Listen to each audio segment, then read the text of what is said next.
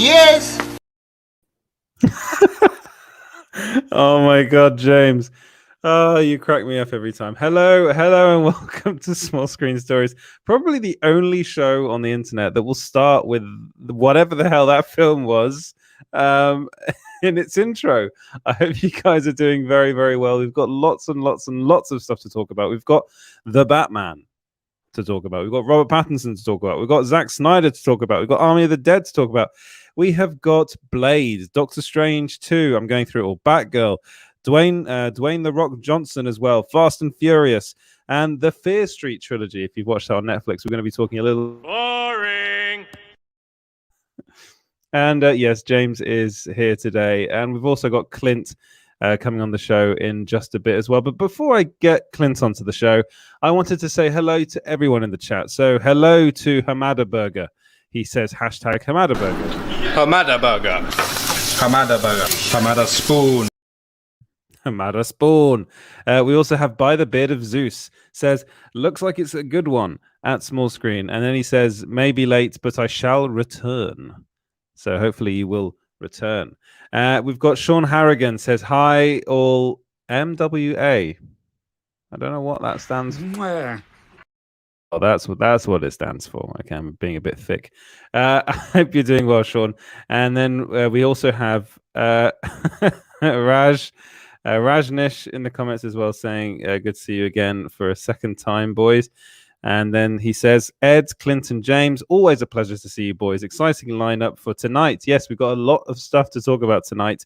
And we've got Bobby Anderson in the chat as well. Says, hi, everyone. And before I missed Chrysler out. I think that's how you pronounce your name. Bobby. There we go. And Chrysler says, greetings. Greetings to you. Chrysler. Who else do we have? We have Reese75 says, hello there. I always try and wait for this one, but I don't know if it's ever going to come. Call it, Sanchez, or you'll get a knuckle supper. It's the wrong one. Hello there. Hello there. And will you be covering Michael B. Jordan as Val Zod? No, we want that's actually news to me. I'm going to be honest. So it's really hot here today. If you can let us know, Reese, in the chat, what's going on with Michael B. Jordan as Val Zod, because that's interesting. Do let me know. And then we also have Freddie Lauder. That's who's going to be in a Superman movie. Well, is that confirmed though, James? If you can come on to me and tell me. Apparently, with the headlines I read, yes. Really? No, I didn't know. Reese can do it. I didn't know about that.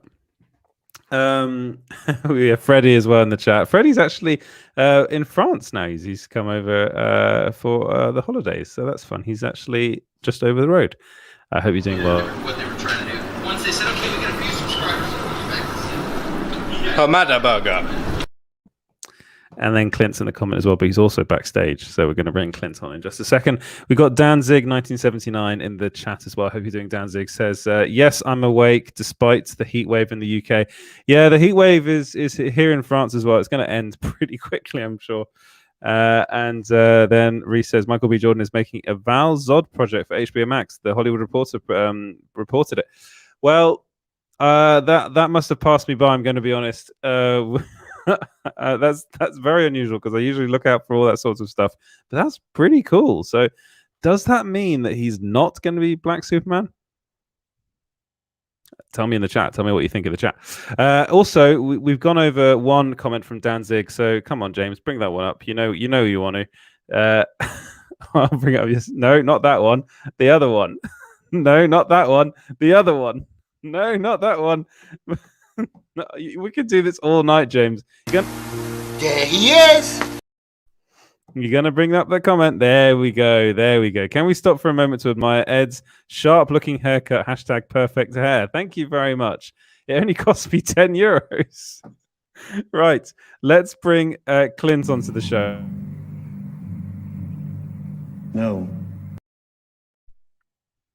Yes, we shall. Let's bring Clint on. I don't do requests. Man, he's annoying tonight. Seriously, he's so annoying. He thinks he's on form, but he's just annoying. How are you doing, Clint? I'm doing fantastic, man. How are you doing? I'm doing well. I'm very hot, but well, it's even hotter under the lights, and I'm being completely mauled by mosquitoes as well because I've had to keep the window open. And of course, with all the lights, they're just attracted to this, and then they're attracted to my flesh as well, which is not so nice. Ew. And nobody likes mosquitoes. No, they don't. We don't need you getting malaria over in Paris. Come on, man. Yeah, it's the jungle over here, so yeah, definitely will definitely will get malaria. We've got some more comments before we get into stuff. The By the Beard of Zeus says no Bad Batch spoilers. So yeah, I actually haven't watched the latest episode, so I have not either. I saw Old last night though. Yeah. Well, we'll probably talk a bit about that in a second. It got old pretty quick. You were waiting for that one, right? Yes. All day I've been waiting to say that. Was that a sound effect, or was it actually? Did that actually? That was out of my mouth. Yeah. That is impressive. That's very impressive. Danzig 1979, bloody hell, says there are two Superman projects, J.J. Abrams' Superman and Michael B. Jordan's HBO Max Val Zod miniseries. So it's actually a mini. Danzig 1979. I mean, fine, all right, okay. Michael B. Jordan doing an HBO Max Val Zod series. This is news to me. We weren't gonna cover this, but it sounds pretty fun. I think it sounds pretty cool. What do you think? I think it sounds cool. I sent IGN is the main person I could find that reported this, and just Michael B. Jordan will potentially star in Black Superman limited series for HBO Max. Michael B. Jordan is now in the DC business. The actor and his production company Outlier Society are developing an HBO Max limited series focusing on Val Zod, a black Kryptonian that holds the mantle of Superman per Collider. Okay, all right. So we're getting it from IGN, who got it from Collider. Who knows where they got it? But there you go. Well, if it was Collider, it's probably from Jeff Snyder. Then that's where it came from. So, I mean, his track record is pretty solid. So that's kind of fun. Yeah, I think that's going to be quite fun. But there's all kinds of cool DC stuff coming up. But I guess we'll get into that. I'll quit interrupting you now. No, it's fine. And interrupt me whenever. What I wanted to do was I wanted to start the Netflix chunk of the show because if we got the running order, and that's at the start of it. So specifically, I wanted to talk about the new deal that Zack Snyder and Deborah Snyder and their production company Stone Quarry have signed with Netflix, which is a 2-year first look deal. So what this entails is that basically what it means is all pitches and potential projects for the next 2 years that the Snyders, and there's a third party as well involved in Stone Quarry. I can't remember their name off the top of my head. That all ideas that they have for future movies, they will get to pitch them to Netflix before anyone else. So Netflix will kind of have right of refusal. So it's an exclusivity deal in kind of a way, but also not a way, because it basically means it's kind of the best of both worlds, because it means that Stone Quarry can go off and pitch. If Netflix says no, they can go off and pitch to whoever else they want to. So what do you think about this? What do you think of that deal? I think that's the best deal you could get. You're like, okay, look, here you go. And then if they say no, you can go wherever you want, and no hard feelings. I think throwing the word exclusivity is a quick way to start saying the Snyderverse is actually dead. You know what I mean? Yeah. But I feel like the dude's going to be too busy to be working on any future DC stuff. It's just my opinion. I don't know. It's really exciting. not good. It's really not looking good for the DC stuff. I'm going to be honest with you, because there's really good news for Zack in the sense that it means that he's going to basically have an opportunity to work with a studio that seems to want to work with him. Number one, exactly. They're getting on very well, and also, incidentally, they're in that article in the report that came out. I think it was also the Hollywood Reporter that reported on this. They also said that Army of the Dead 2 is in the works, buried in that report. Actually, these two articles, well, we did post them back in March, but remember that? No one really noticed.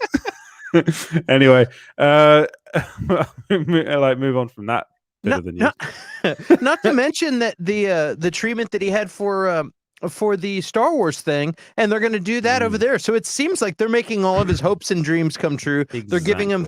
In fact, I read an article, and it was his wife talking, but basically saying that they're giving him all the freedom that they never had, and they trust them. They delivered on a record-breaking streaming film, and if we all know what Netflix movies are like, you know what I mean? They're like lackluster. I want so bad for them to be great, but they're always just kind of meh. And Zack Snyder, I think, is the big hope for them. So they're like, here's a bunch of money, go do what you want, freedom, no problem. You've got an audience. What? I think it's great for Zack. I'm really stoked for him, and I'm excited to see what comes out, especially that Star Wars treatment that they're turning into. I can't remember what it's called off the top of my head, but yeah, it's going to be exciting, and it'll be cool to get some good content on Netflix. It's called Rebel Moon. That's what it was. Called. Yes, and it honestly it basically, yeah, you're right. It basically means that Snyder's now got a massive sandbox to play in, so he can start his own Snyderverse, with Netflix for the next 2 years at least.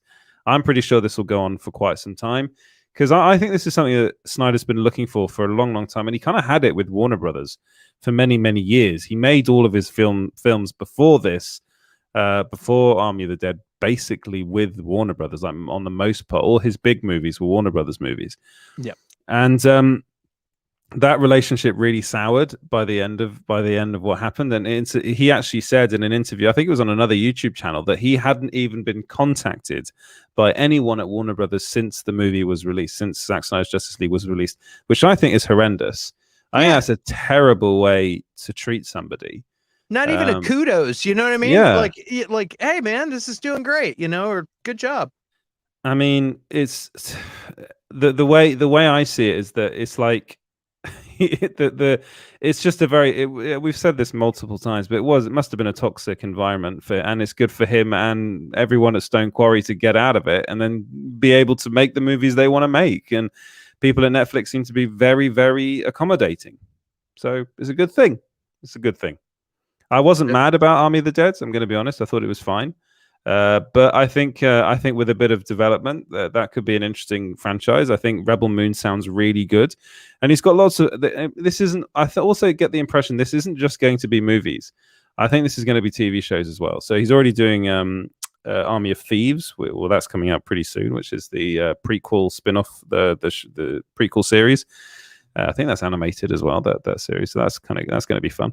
And so he's going to do lots of different things. I think he's going to really, really push the boat push the boat out on what he can do, and Netflix will just give him the money, I think.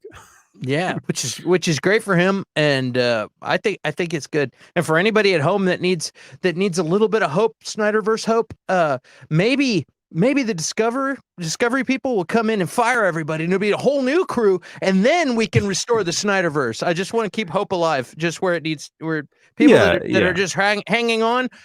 Sometimes people need something to hang on to. You can think of that. Maybe that'll happen, but otherwise, I think he's doing pretty good over at Netflix. Yeah, and I think people just got to be happy for Zach and Deborah. And the third person I'm forgetting the name of, which I do apologize. I gotta think, if I was Zach, like, as much as he likes the DC stuff, he's clearly a super fan. I feel like it's kind of probably like being in an abusive relationship or some kind of sour relationship where it's like, even if a little time passes, it's taken the fun out of being with that person, where you don't want to get back. I'm not getting back together with her anymore. We passed it. There's a point of no return. I feel like maybe they've done that to, even if you had new management, new stuff, I feel like it's like taking the fun out of it. You know what I mean? The whole, I think, and I think he's having a good time doing some completely new things. He spent a long time doing DC stuff, so it's like this is finally his chance to do something a little different, and they're making it fun for him. Nobody's looking over his shoulder. I think that's real cool. I wouldn't be surprised if we get his, because he's spoken about this a lot, an Arthur and the Round Table kind of movie. He's wanted to do a King Arthur film for quite some time. So I wonder whether he would end up doing that with Netflix, which I think would be quite interesting. Yeah. And I don't think this means it's going to be the end of him making comic book movies. I'm pretty sure he could end up making like some sort of like Netflix have so many properties he could use. And comic book properties, so he could look into those, like even the Millar World stuff. He could Jupiter's Legacy 2. Yeah, exactly. Zack Snyder's Jupiter's Legacy. That's a mouthful. But yeah, I think we all think this is very good news, right? I think it's great news. Yeah. Good for Zach, man. Good on you. And I love that you get the freedom to pitch it there. If they don't want it, you're not stuck. You could still go somewhere else. That's great. That's like that's really, it's fantastic. Yeah. And I'm seeing people in the comments saying, so here Danzig says the exclusive was in reference to the article being exclusive to the Hollywood Reporter, not an exclusive Netflix deal. Correct me if I'm wrong. And then Sean Harrigan says Dan has it. Yeah, you're right. But what it is kind of, it's exclusive in all but name. This deal, because it basically, as we said, it's the best of both worlds for both parties, because it means that it gives them the freedom to go in. It gives Snyder the freedom to work with whoever he wants to work with if they say no to his idea. And it gives Netflix the opportunity to see all of their pitches and hear all of their pitches before anybody else, and give them right of refusal. So, and it is what I really like about what Netflix is doing is, yes, you're right, Clint. They have made a lot of crappy films. Most of them have been pretty bad, but they have actually, in a weird way, really championed filmmakers. Like they did actually, it was an exclusivity deal with David Fincher, which ended up with us getting Mindhunter, and then we got Mank, which, if you don't know anything about Citizen Kane and the making of that movie, then that movie makes no sense. And I've actually never watched Citizen Kane, and I watched Mank, and I was there for 2 hours and a half going, what is this film? What? Yeah, I know. I admitted that here. I've never watched Citizen Kane. But then again, I don't think many people have, to be honest. You probably have, Clint. What are you saying? I'm old? No, I'm just saying you probably. I am very cultured, but I Yes. I haven't seen Citizen Kane either. Yeah, It's the greatest film of all time. Yeah, I know. That's what I've heard. James is pretending to have seen it. Oh, So- that's hilarious. People really, and Dan says, "Good luck to Zach. Let's see what happens in less than 2 years when the deal is over." And Zaslav, I can never say this guy's name. Zaslav. Lav is in charge. Hope springs eternal. Yeah, you're right. But then again, if it's such a good working environment with Netflix for Zach, why change it? You know, it really does. I mean, hopefully the 2 years go by and we see really good stuff from Zach, and Netflix are happy. Like, they're already really happy with Army of the Dead. It's their best performing movie, I think, ever. So yeah, let's wait and see. Let's wait and see what he does. I think give him some creative freedom is actually really good. The only thing that's back at Warner Brothers are a few characters that he really loves. You know what I mean? That's the only thing that could bring him back over there. Yeah. You know, besides a huge chunk of money. But Yeah. but you know, I mean, those are characters that he loves. But he might be over it. He's like, cool, I did my thing. I've already done that. You know, I mean, it's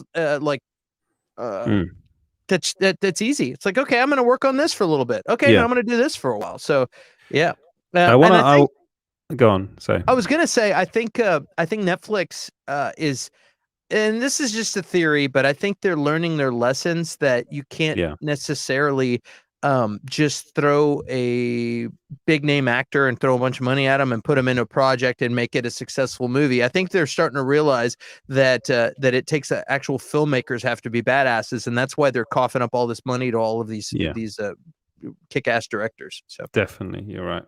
Now, Chrysler says, what are the advantages of this deal? Sounds like a title with no substance. So we kind of touched upon that I think quite a lot before this, but I just wanted to reiterate what we said before, is that for me anyway, and I think Clint agrees with me on this one, the big advantage of this is that Zach can, so he can pitch his ideas to Netflix. Netflix has first right of refusal, which is what it is, really. The thing is that people might look at that and go, well, it doesn't really make much sense because what's stopping Zack from going to another studio and then saying yes? Well, the fact of the matter is that this deal has already been going on. The Rebel Moon movie is part of this deal. It's actually part of it. No one else would take that project, and it seems as though Zack was having a lot of difficulty getting that off the ground. The same, actually, in a way, with Army of the Dead. Army of the Dead, he originally pitched to Warner Brothers, and Warner Brothers turned it down. So one of the things he's gained out of this is he's got producers and people at Netflix that are interested in making his projects, want to hear what he has to say, want to hear his pitches, and will look at them and hear them with a much more open mind than anybody at Warner Brothers was doing. If you look at, I would tell you, go and watch. I think it was with GQ. He did. Zack did a whole thing about his career and everything. Went over his career. It's a really interesting video. Go and watch that, because to me, it literally sounds like Zack has had to fight Warner Brothers his whole career. He had to fight them on 300. They didn't want that film, really. They thought that they turned him down to begin with. They fought him on the casting of Henry Cavill as Superman. They had some pretty good zingers in that video against WB. He really did, and it sounds like for years he's struggled with that studio. And the good thing about this deal, to me, is that he's working with a studio that will listen to him, that values him, and that wants to work with him for an extended period of time. And I think this is only good for Zack Snyder fans. I really do. I mean, I have said in the past, I'm not the biggest fan of a lot of some of his movies. That I think Sucker Punch is. I watched it again the other day, and I still don't think it's a brilliant film. But but he's always got something interesting that's going on, and I think him working so closely with Netflix can only be a good thing, especially if you're a Zack Snyder fan. And as James says, hit that like button and do subscribe. Go over there and hit the fucking like button. Yeah, I think it's real cool. Most creators like him have a pile of scripts that they've been working on, and maybe one or two of them get made. You know what I mean? Yeah. And that guy probably has a stack of scripts. And like, for instance, that Star Wars pitch that he had. You know what I mean? Like, hey, check that. No, okay, I guess it didn't. I guess it didn't work out. And the hundreds of hours that he probably spent working this thing out. And just to have it sitting in a drawer or on a hard drive or whatever, and so now he says, okay, these guys are hungry for stuff. They're gonna let me make whatever I want. It's that's fantastic. You get to go back and like, oh, what about this? And then you're also, it's maybe a decade later after you wrote it, and you're a lot more experienced, or you've had time to air your brain out, and you get to look at this content and you're like, man, I never thought about it, but if I switch these characters around and do this will be huge. And then you pitch that to, you know what I mean? So it's for a creative, it's a dream deal. Yeah. They get first dibs, and if they don't want it, they're not mad if you go somewhere else. That's great. Like there's nothing wrong with that at all.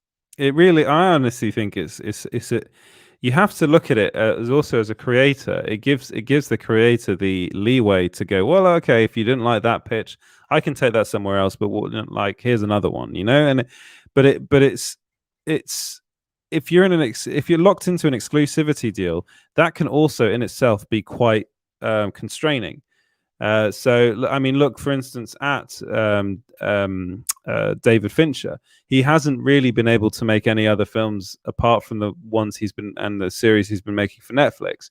The last film I think he made that was outside of the Netflix deal was Gone Girl, and I love that film. But I would say that's a far superior film to the one he made with Netflix. But Netflix was the only place that would say yes to that. They literally were the only people that would say yes to a movie all about the writing of Citizen Kane. Personal preference for David Lynch, though, too. Like, go to a studio that will give you what comforts you want, and you can make what you want. That's why I think, like, Beard of Zeus says maybe Netflix stock will drop and HBO Max moving up. He'll go play with DC again. I doubt Zack Snyder would ever think of a company stock in terms of going to work with them. I think it's more of what he's able to do with the least restrictions possible. And I think that goes well with the David Lynch thing too. Like if you want to, David Fincher, sorry. I always get those two mixed up. Yeah, I know. If you ever want to, both very good directors. If you're ever going to go make a film, you're going to want as much creative freedom as possible. I mean, look at all the horror stories we've talked about and read about, you know? So I don't think stocks has anything to do with it. And you know, I think David Fincher going to Netflix is good because he's probably had so much trouble with the studios in the past couple of decades. You know, I don't think all Netflix films are bad, but they just throw a bunch of crap against the wall and sees what sticks. But if they're landing these really good directors, they're trying to up their game, and that's going to be a natural evolution, just like Amazon's been doing or been trying to do. They've been doing it better with their television shows, to be honest with you. Yeah, I mean, they did make Roma with Alfonso Cuarón as well, which is like no studio would greenlight that film. A black and white movie about a guy's like it's literally about him growing up. No other studio would have greenlit that. So that I mean, Tomorrow War. Well, that's what I mean. Like I was saying, they do better with their series, or the other route you can go is have your own studio, like Robert Rodriguez did, and his black and white movie was Sin City, right? And he had to leave the DGA for that so it could give him Frank Miller co-director credit. Yeah. There's so many restrictions. And I think that's why the streaming services are nabbing all these big directors because they have a nice sandbox to play in. But no, you're completely right, and they seem to really enjoy working with Netflix. That's the big thing. It's like I haven't really heard any director go, "I had a terrible time working for Netflix." Like, correct me if I'm wrong, but I just haven't heard it. Yeah, I've never heard that at all.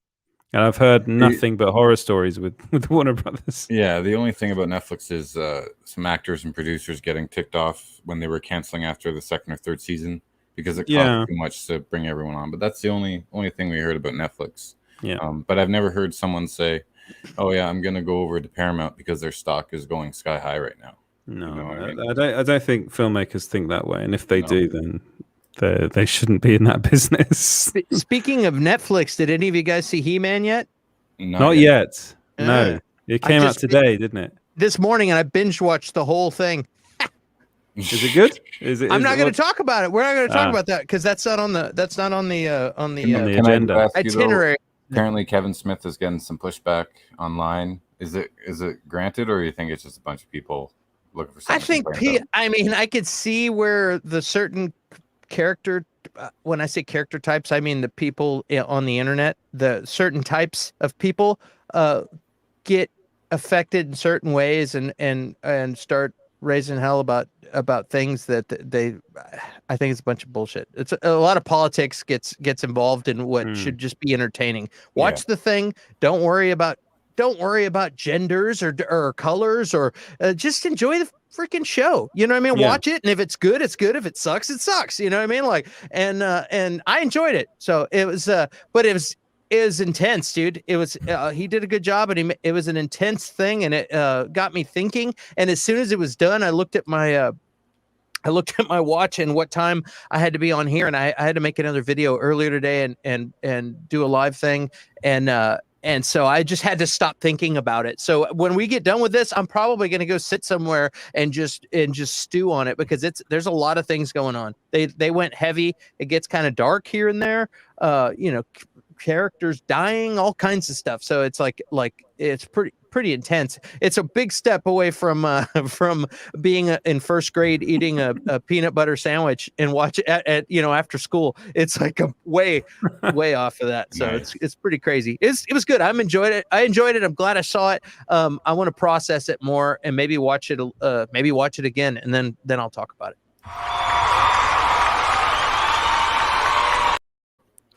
But guys, do let us know what you think about this whole Zack Snyder Netflix deal. If you think it's a good thing, if you think it's a bad thing, or if you just don't understand it at all. And Rajnish says creative freedom and satisfaction means more to it means more to storytellers more than anything. A studio stock isn't the top priority. I think you're right. Well, actually, I don't think you're right. You are right. And he then goes on to say, the studios are terrified of streaming services with Netflix treating people right. Warner Brothers will be shitting a brick as more actors and filmmakers walk out on them. you are also right on that. And two big directors that are walking out on Warner Brothers, or potentially walking out on Warner Brothers, are Christopher Nolan and Denis Villeneuve, two of the best directors ever to have lived. And yeah, it looks like Warner Brothers are going to lose them, which is kind of weird because Warner Brothers was for so many years the directors, the filmmakers studio, and that's not the case anymore. But they've had so many regime changes that and even like in the 80s, they were still micromanaging the talent and telling them to put things in their films and then their albums, and you have to go do this and do that. Yeah, like just go look up Frank Zappa talking about Warner Brothers in like 1984. It's exactly what's happening now with Warner Brothers. Nothing has changed. Danzig says, I think that Zaslav has said he wants to rebuild relationships with talent, so he's got a lot on his plate. Yeah. And here's the thing. I love the fact that Zack Snyder's Justice League came out. I love the fact that he got a chance to finish it. It's great. I campaigned hard for it too. But he's not going to be doing anything in the Snyderverse for a couple of years, you know? So I think everyone should just like grab a drink, sit back in a lawn chair, and just relax for a couple of years on the Snyderverse and enjoy what it's coming out next, and then see what happens in a few years. You know, I think constantly campaigning every day is just going to just make it redundant, and everyone's going to lose interest that way. I know it just really becomes white noise, doesn't it? After a while, I just see it on my timeline over and over again. I'm just like, okay, we know it's not going to happen for a couple of years, so let's focus on what he's working on next. Yeah, and we will talk about that in a second. Actually, like what's happened to the Snyderverse movement and the Restore the Snyderverse movement. We will go into that in a second, and on another bit of news that we've got coming up for you. But again, do let us know. Knock it off, you two! This is a Live stream. He's been having fun, hasn't he? Right. I want one last bit in the Netflix chunk, and then we'll move away from Netflix stuff. And that's actually this is actually partially an exclusive from Small Screen, which is fun. We were told that Fear Street trilogy. Sorry, if you know of Fear Street, it's a new horror trilogy on Netflix, which is directed by Lee Janiak. I think that's how you pronounce her name. Honestly, I love this trilogy. So it starts off with Fear Street Part 1 in 1994, Fear Street Part 2 in 1978, and then Fear Street Part 3 in 1666, so 666. And it's a really, really fun horror trilogy, like slasher, based on the books by R.L. Stine. Do you remember that guy? The Goosebumps guy? Well, it looks like they're going to make another trilogy. So this is what we were told, and this trilogy will explore other eras and be. I suppose it's just going to be more of the same sort of thing. But the director actually then confirmed that this was happening and said that what she wants to do is create the MCU of horror. So on Netflix, which to me sounds great. I mean, did you watch this? And what did you? If you did, what did you think of it? No, you didn't, did you? I did not watch this series. I went back and watched trailer for this, and I thought it was really cool that they released them week by week by week. How fun, because if you have fun on the first one, then the next week it just keeps coming. But I did run it by a friend of mine who I was talking to earlier, who is actually a horror film indie film director. This guy named Boudreaux Partida, so local friend of mine. And I'm like, hey, are you familiar with this Fear Street trilogy? He's like, oh yeah, dude, awesome. He's like, it's awesome. I still need to watch the third one. And I go, well, I have it on good authority from a friend that there's another trilogy, and he blew a gasket. He was like, sweet. He got really fired up. So I think that's based on his reaction alone. I don't need to go watch that trilogy. Yeah, and you should. So that's is that true? That's and the trailer I saw looked really good. I'm hit or miss with horror movies and scary stuff, and a lot of times I just get an eye roll when I'm watching the trailer, and I don't ever watch the show. But every now and then something comes along and it looks really good, and this looks exciting, so I'm excited to check it out. I mean, I'm a massive. I think you know this. I'm a massive horror fan. A lot of my favorite movies are horror movies. This to me was so much fun because I got a bit obsessed with Fear Street because I love the slasher genre, but I do think like when I was younger, so like in the kind of 2010s, we got some terrible slasher films. And you know, slasher started off with well, I mean, I always accredit it to John Carpenter and Halloween. For me, that's always the first ever slasher movie ever made. I still think that film, even though it's really kind of it's aged pretty badly, I still love it. But then it kind of went on, and then you've got the Scream movies that came after that, which kind of reinvented the genre and brought a bit of comedy into it as well, which I really loved. And then there was just kind of nothing for years. And what this franchise does, it blends kind of witchcraft and like the Salem witch trials with a slasher film, and it does it so perfectly. I didn't even know it was possible, but it did it really well. And Lee Janiak, I think her name is. I'm really sorry if I'm butchering that, but she is brilliant. She's a fantastic director. The cast in this is superb. So you've got the girl, the redhead girl from Stranger Things. I'm blanking on her name right now. She's in the second and third part, and then you've got blanking on her name now as well. You've got the girl that's in Community. It's all quite a young cast. Alison Brie, that's it, Alison Brie. And she's doing something that she hasn't really done before. And actually, the very start of this, you got Maya Hawke that basically has her Scream moment in this. You know, the beginning. I don't know if you've ever seen Scream. Yeah, of course. Yeah. Hey, don't get Clint back on. Come on, get Clint back on. Yeah. So the beginning of that, you start with bloody hell, why am I so Drew bad Barrymore? at Drew Barrymore, yeah, and Drew, yeah. And the Maya Hawke sequence in the beginning of Fear Street is obviously an homage to that, and I really loved that, and I cannot wait to see more of this because I think Netflix has really hit on something very special with Fear Street, and they obviously want it to continue, and the way they did it was really clever. Because basically what they did was they filmed a series, really, and they just split it up into 3 movies and then released each movie weekly. And I think that was very clever. So, yeah, more. Witchcraft and slasher sounds cool.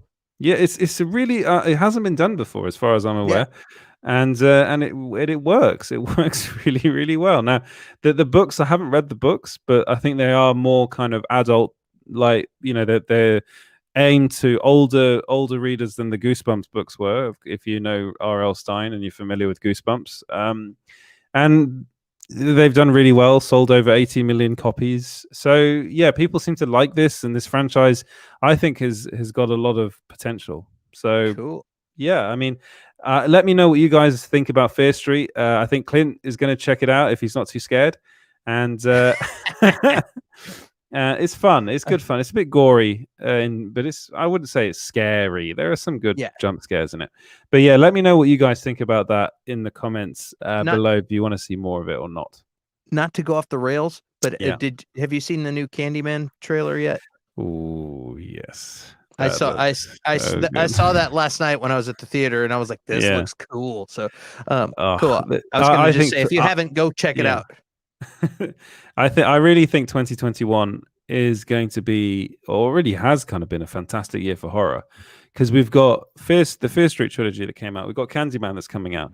We've got the James Wan going back to horror. The trailer for that came out a couple of days ago. I forgot the name of the film that he's just directed. That it's like Gallia or Galio or Golia or something. No. It's called. So I know what you're trying to say. You're trying to say giallo, no, which is the type of horror movie. I'm not gonna. I mean, I could do a whole video on horror. Malignant. Yeah, Malignant. It's Malignant. That's the name of the movie.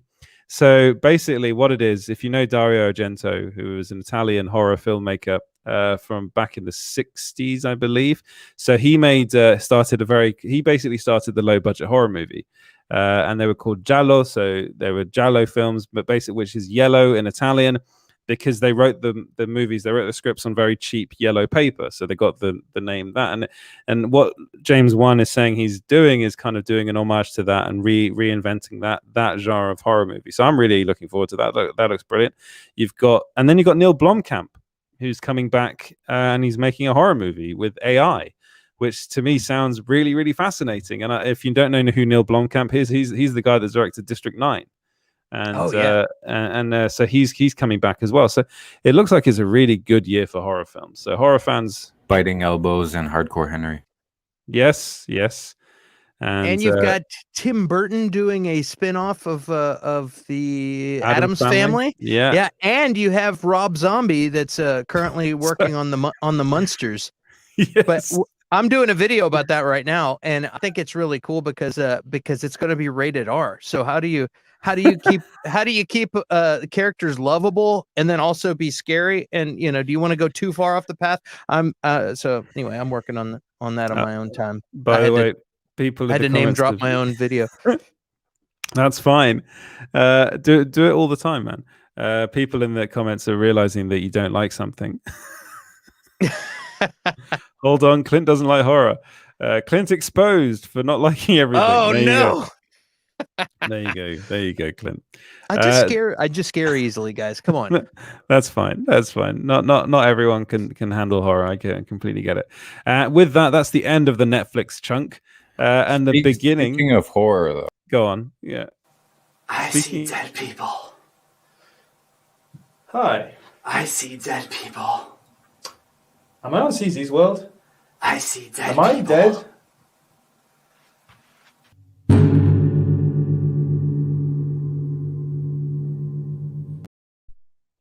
Yep, that's a future video that's coming out.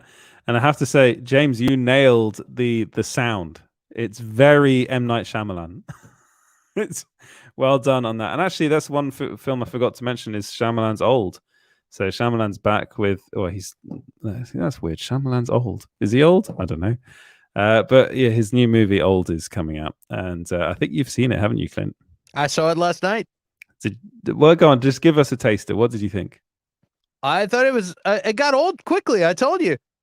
Yeah. So you didn't like it. You didn't. No, like it was good. It was I enjoyed it. It's a bunch of people trapped on a beach, and that's what it was. And then it resolves in a certain way, and then that's the end. I can't really say anything without ruining it. You can't talk about an M. Night Shyamalan movie that just came out 12 hours ago without ruining the movie. Yeah. So like all of his movies, you can't really talk about them. So I'm not gonna go into it. I never got bored. I kept watching the whole time and never got bored. And the one time I had to go to the men's room. I sprinted down the hall and ran back because I didn't want to miss anything. Because in creepy weird movies, if you're gone for 2 minutes, you could you miss a lot. You can miss a lot. So you miss a lot. So there you go. I just wanted to talk about my experience going to the men's room on YouTube. So hope that was good. I really want to watch the film. It looks like it's like Shyamalan back to his kind of weird, creepy best, which I really want to see. And the movie is actually based on a graphic novel called Sandcastle. So it was we are possibly going to be speaking to the artist of that. So that'd be fun. Here's the thought: Have you seen Uncut Gems? Yes. Do you know that feeling you got in your shoulders where you're like, and you're making this face, like a weird constipated face kind of, and you don't even realize it. And then you're like getting stressed out and you're like, that's what I was experiencing during that movie. And then, So I don't know why we as human beings feel the need to go in and torture ourselves in a movie. We pay to do it, but it releases things in our brain that make it fun. And so that's what happened during that movie. I was like stressed out and there was a bunch of crazy things. And just when you think it can't get crazier stuff happens. And it was crazy and weird and kind of gross at some points too. God. Yeah. I know that there's a birth scene, isn't there? Yeah, that was definitely. There was another. Again, I can't talk about it. Yeah, that's kind of spoiled in the trailer. Yeah, I'll say there's a scene that takes place. I'm not going to say anything really about it, but you'll know where it takes place in a low part of a cave. And that was the standout scene for me, where I was like, ah, and and then it put a smile on my face where I started laughing. And once you've seen the movie, you'll know what I'm talking about. I can't wait to see this. I plugged my ears for that whole part. Yeah, that was Enough talk. Enough talk.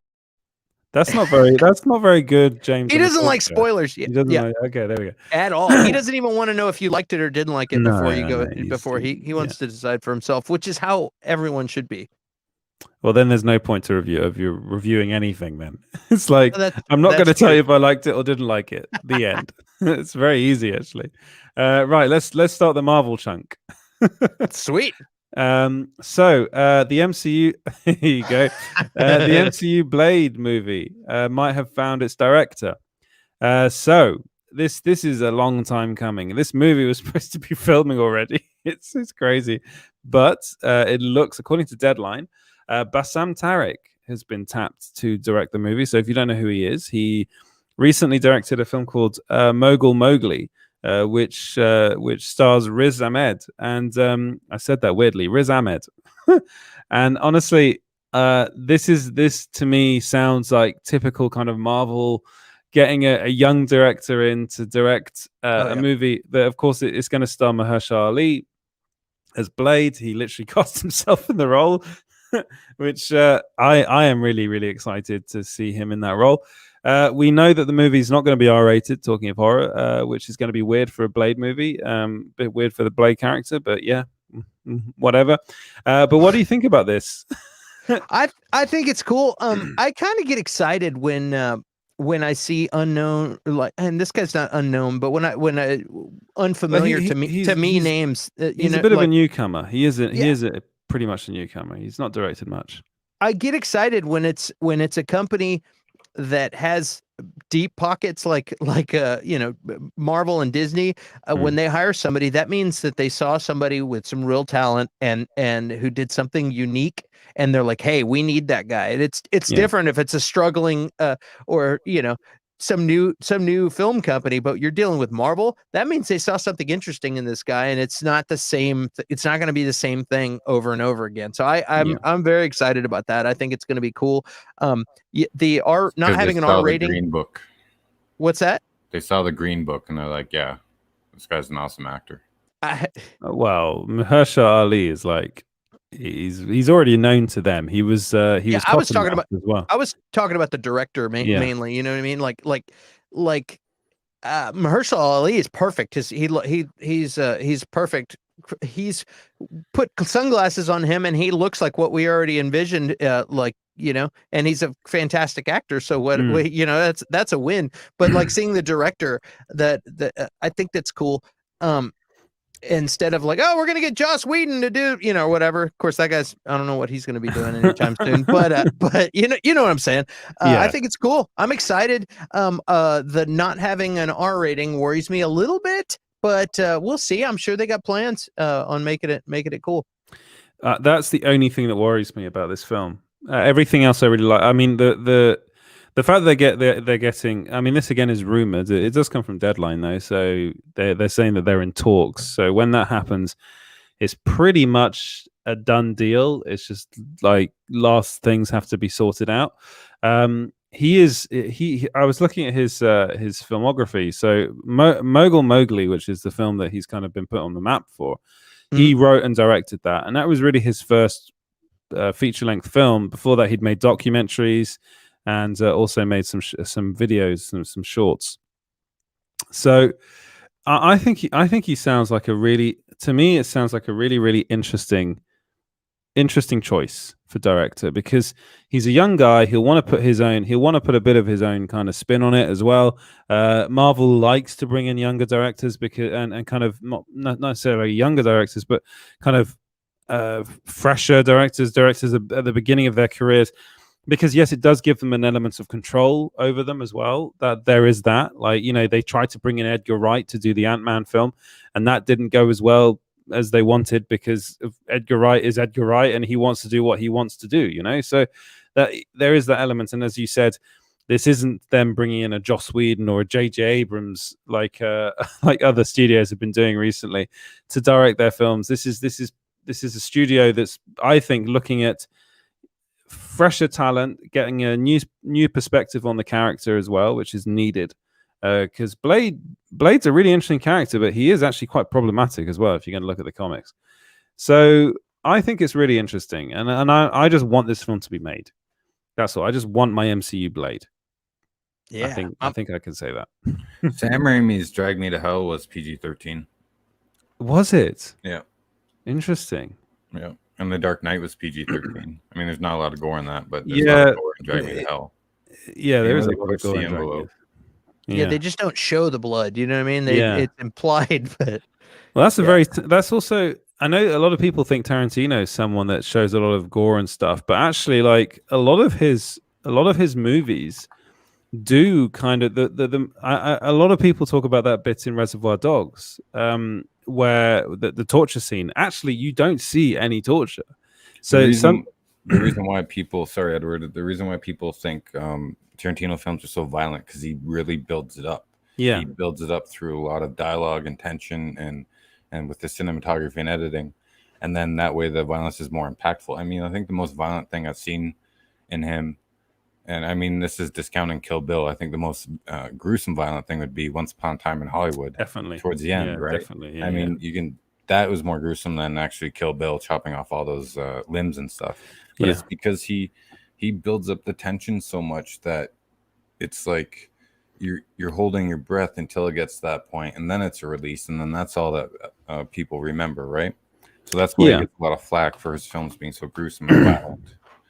But my point, yeah, you're right. You're completely right. And all of Tarantino's films kind of do that as well. I remember Django Unchained doing that as well, where the final sequence in that, and same with the house. Inglourious Bastards, in the basement tavern. It's almost like cartoon violence, isn't it? With him, that's the other thing. But what I was thinking about was it's more in that specific scene in Reservoir Dogs where everyone thinks about the torture scene, but actually there's no torture shown.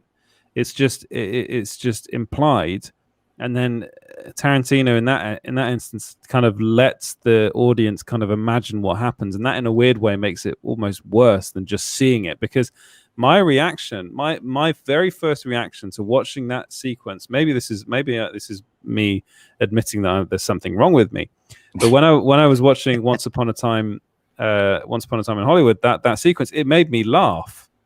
And actually, Django Unchained made me laugh because the violence is just so ridiculous. Yeah. And it's the same thing with Inglourious Bastards. That scene when they're shooting Hitler like just so many bullets. It's just so ridiculous, and it's so obviously fake as well. That's the other thing. It's like, but that basement tavern scene was pretty realistic and brutal. You know. Well, yes, it was. Yeah. And the Reservoir Dogs, I agree with you because it's just like the horror monsters. The less you see of them, the more scary they are. Like Tarantino panned left when Michael Madsen was actually cutting off Marvin's ears, right? So. Yeah, exactly. And that everyone thinks of the ear scene. It's like, well, you didn't actually see that. Yeah, you just imagined it. That's what I envisioned for Blade. Like they're gonna he's gonna cut somebody in half with and then you're gonna see the shadow fall, their heads fall off or whatever. You know what I mean? And not actually show it. Yeah, well, Chris has a good point here. Violence against vampires will rate different than against humans. I think monster violence is brought up. It's like why everyone in video games uses zombies or robots, right? Yeah. You know, all they have to do is make the blood on the vampire different, and then like they green can throw as much as they want. They always say if you change the color of the blood, then you can get away with almost anything. Like it's with so maybe that's what they're gonna do. But I also think they do. Marvel knows that the majority that they make family friendly films, don't they? Really, it's like that's what they do, and now they're getting to the point where they're gonna have to start making these more adult, themed, well not themed, but more adult orientated films with the likes of Deadpool 3 and Blade. So they're going to be in a bit of a weird position because that's going to be quite a tonal shift, even if it's PG-13. It's going to be I think it's going to. I'm interested to see how they do it. I think if anyone can do it, it'll be Kevin Feige. But it's going to be an interesting time. I've also been hearing a lot of negativity against Loki recently, and it's kind of to do with that. It's like to do with the tonal shift of the series compared to the rest of the MCU. It's kind of too kind of timey-wimey and like kind of multiversey, and people don't seem to like it. Get ready, gang. Yeah. Yeah, and that, I mean, I loved it. I don't know what they're complaining about. I loved it too. I'm still unpacking that show. You know what I mean? Like thinking about all of it, and that might be why they might just want something like Falcon and Winter Soldier that they don't have to. It's so boring. I was thinking about Falcon and Winter Soldier the other day, and I said, it's so boring. Nothing happens in that show. The whole show is literally they have to chase a superpowered girl, and then she dies. That show is duct taped together. It really they is. did the best they could. I mean, I'm gonna have to name names, because there is one particular show where they keep on really, like, literally just reading out all the negative comments about Loki, and that show is the John Campea show. He did not like that show, and I don't understand why. He put that show third, I think, out of all the Disney. I was like, I thought it was a fantastic show. I thought there's character development, and I also told, and I think I said it on here, on this show, but like some people that were complaining, I feel like maybe they needed to binge the whole show, because you'd have somebody complaining nothing happened, but if you binged it 3 minutes ago, you would have seen somebody main character get killed, or and it's like in some episodes were to develop the bond between two characters. Other things were storytelling episodes, and I thought it was great. I think they did a fantastic job. I think it was beautifully shot. The look of it was fantastic. Everything was great. I loved the show. Maybe they could have. Maybe they could have had one more episode. I don't think it would have made any much difference, if anything. Like having 7 as opposed to 6. I actually think it was really well paced. I've heard a lot of people complain about the pacing, being like, the story makes no sense. What's Kang's plan? Guys, Kang doesn't have a plan. His plan is just looking at what's happening. He can read it up to a point. He knows what's going to happen up to a point. He's not. I don't really think he's changing anything. That's the thing I was thinking. I think he just kind of was going along with it. He did what he did, and he knew there was an end point. And then at the end point, he was like, "Oh, what's going to happen now? I don't know." Like, and also it just. I think there's going to be something like maybe that device. This is just a theory. That device transfers the memories of the past lives, because there in the comics there was one where Kang got a device from Immortus, and it had all of the past Kang's deaths. And he got this device, and he all of a sudden it messed him up, seeing all the past Kangs that got conquered. And I have a feeling that's in watching it again and thinking about it, I feel like that might be a thing, and where he's got the memories and knows what's going to happen all the way to that point. And like when they were entering, Miss Bennett gives them a pitch and they turn him down, and then Miss Bennett takes off and goes to Ravonna and gives her some new information. I think that was his safety fallback thing. He's like, I already know they're going to turn it down, but just I'm going to give them one more offer, and then okay, here we go again. They're going to turn it down. Miss Minutes, this is the time where you're going to go back, because he's got all the memories stored. And this is the time where you need to go tell Ravonna to go find me and give me the information past self, so that I know that this is going to happen now. You know what I mean? And it's like, And so, because that's what she did. She's like, cool, good luck with that, and takes off, and then goes and gives Ravonna the information, and then she takes off to find free will. But she had also just said the one. There's only one person who should get free will, the one in charge. And so then about 30 seconds later, she says, okay, I'm going to go find Free Will. I'm going to go find the one in charge. She's going to go give him the information that Miss Minutes just sent her to give him. I think you're right. I think that's the only way forward. I think that's what's going to happen. Yeah. Because that's the only way that makes sense to me. If it's a loop and it keeps happening over again, and how would he know? How would you know? I think there's some kind of device or some kind of way that he knows what's been happening in the past. So anyway, we also? Yeah, go on. I didn't mean to go off on but it's a really good theory, and I think you're right. And I also want to make sure that everyone knows that this was originally not supposed to be 6 episodes, Loki. The reason why we're getting a season 2 is actually because of COVID. They had to split it, and basically the first season, we talk about duct taping things together. It kind of was as well. Like they had to shoot in very difficult circumstances. And then they had to really, really reduce the amount of time they could shoot down so they could get these 6 episodes out, which is why we've got season 2, which I think will be 6 episodes as well, and basically a continuation. So in a weird way, maybe think of this as a mid-season finale kind of thing. I think it's going to be a 2 and done kind of thing with Loki. I don't think we're going to get any more after that. Did you see the behind the scenes stuff that they put out on Disney Plus? Not yet. I forgot what the show is called. It's in the Marvel shows on Disney Plus, and they have a behind the scenes episode for every one of these shows that they put out, and it's an hour, and it's really cool. It was really neat, and it even had a little extra speaking from He Who Remains, lines that got cut. You know what I mean?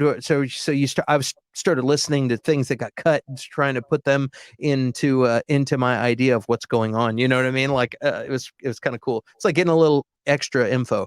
But that was cool. And also for those who don't know, who didn't hear the director, she'd done an interview and she said that Jonathan Majors was not cast as Kang. He was cast as He Who Remains.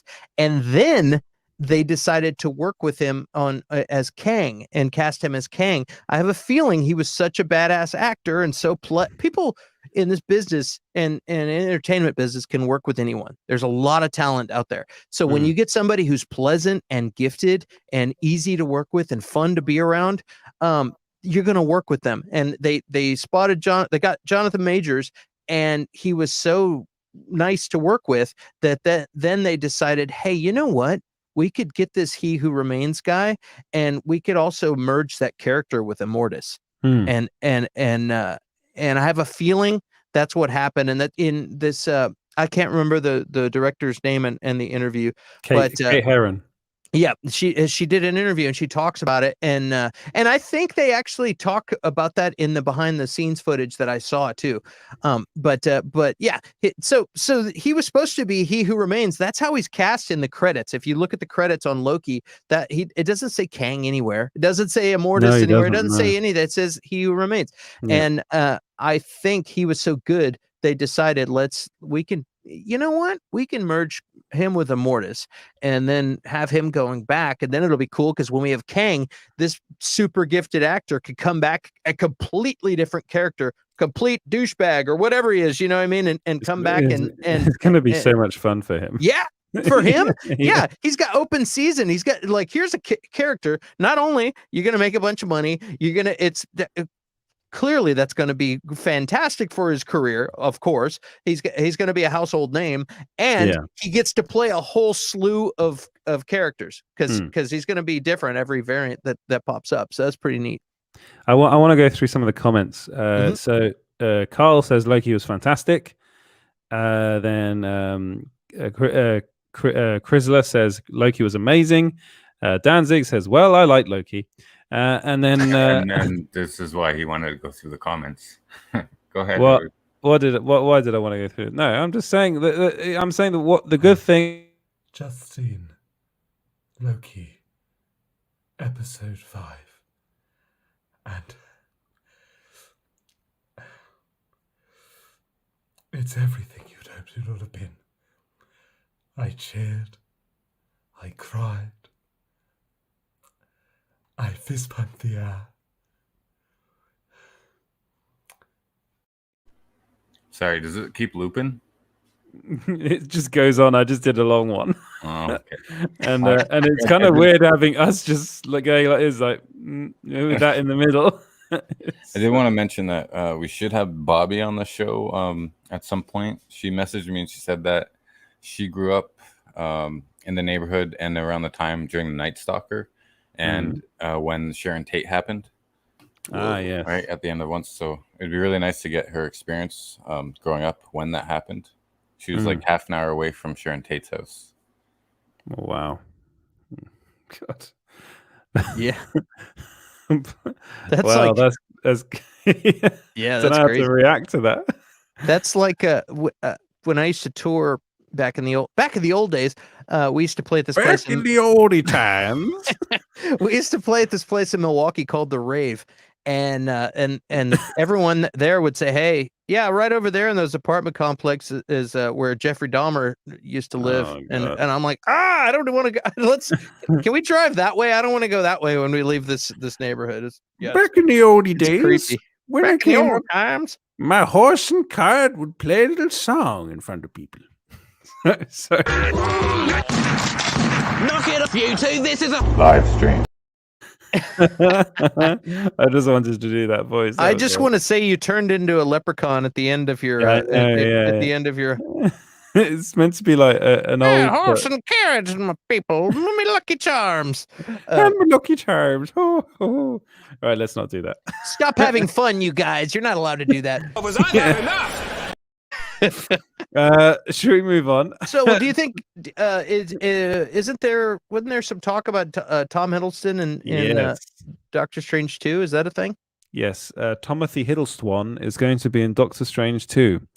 And apparently, anyway, according to the Hollywood Reporter as well, I wonder whether they're just kind of gone, it's open season. We're going to say anything and everything. But yeah, apparently he's going to have a cameo in it. And he was filming as well. But then again, this is a lot of people saying, oh, he was Loki on his birthday, and his birthday was filming, and he was saying he was filming in London, and his birthday happens to be the same day when we know they were filming Doctor Strange 2, so he must have been filming Doctor Strange 2. First off, he lives in London, so him filming something in London isn't that unusual. Secondly, he could have been filming reshoots for Loki. But it does seem as though he is going to have some sort of cameo appearance in Doctor Strange 2, which I think will be cool. I really like him in that role, and I want to see more of him. What do you think, Clint? I think maybe for his birthday, they allowed him to be in Doctor Strange 2 as a birthday present. Probably, yeah. Probably. That would make sense. Man, the more Loki, the better. That character, everybody was worried because we're getting old Loki. This isn't the Loki who's lived and redeemed himself, but now he's kind of learned and redeemed himself, and he's discovered. This was a lot of self-discoveries what this whole show was about, and now he realizes that he's a selfish prick and he doesn't want to be that anymore. You know what I mean? So he's trying to be a better person, and that's kind of what he discovered. But, I think that was deep inside of him. He just had a lot of pain that made him bad, and insecurities that made him a bad person, like a lot of douchebags that are out there. And so they just did a different way of having him discover that. And I think even me looking at my own life and thinking about my own douchebaggery the older I get, the more I want to be a better person. I think this was an adventure and a discovery, and the more of him we get, the better, as far as I'm concerned. And I think it'll be interesting to see how they use him because clearly he's a fan favorite. Everybody loves Loki. Yeah. You know.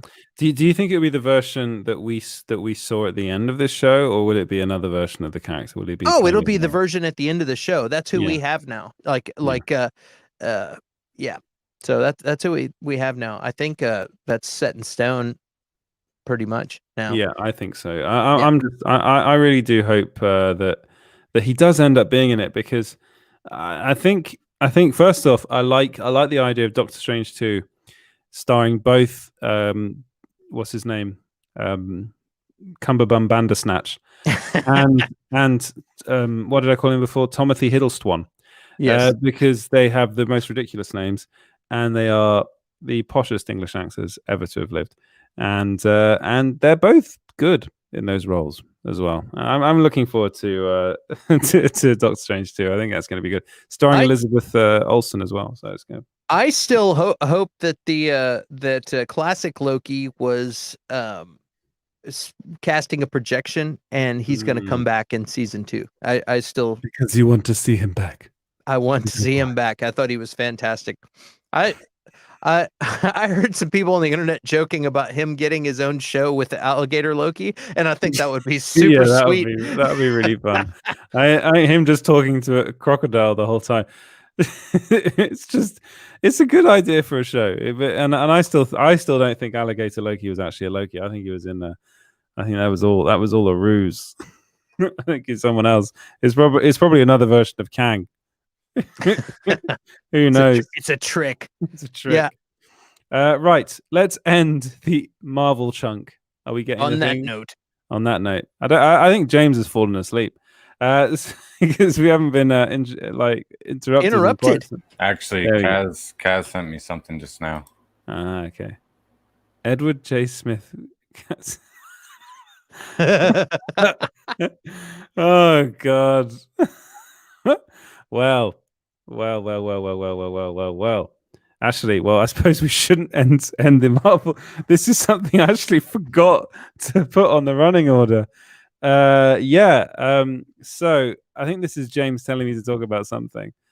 We posted an article this week that kind of blew up a bit, and I it's Kazakh Edward exposed.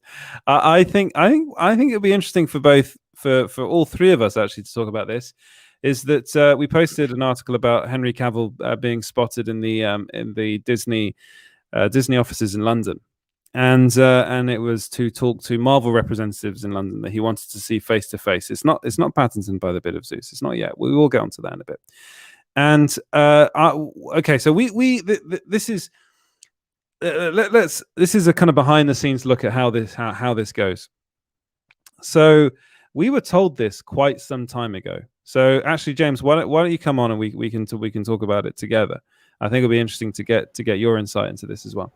So what we were told this quite some time ago, and we felt that it wasn't the right time to talk about the fact that Henry Cavill has been talking to Marvel. And one of the main reasons for that was because of what was going on with the Restore the Snyderverse movement. At the time, so this was, I believe this was back in May. I'm pretty sure this was back in May when I came to you with that, James, wasn't it? Yeah, I believe it was. And we also had to what's so funny, Clint? I'm just laughing because it was a dead silence. Yeah, it was like, you guys hate your dead air, man. It's hilarious. No, I was just thinking, I don't want to give it like an exact date because that's another reason why we decided to hold on to it. Yeah, it was not just because we saw the Snyderverse, but also to protect the sources, right? Yeah. And again, it's also, I mean, we've been actively kind of moving, like the Scoop Game's not what we're about. We talk about the news. And we like, that's what we like to do. That's what I like to do with you, Clint, and that's what I like to do with you, James. I mean, one of the things about posting an article like that is that you do get a lot of backlash, and a lot of that backlash comes from people that are very, very passionate, and of course they're passionate because there's a lot to be passionate about with comic book movies. But they want to see Henry Cavill as Superman, and they see this news as being like, this means that he's not going to be playing Superman anymore.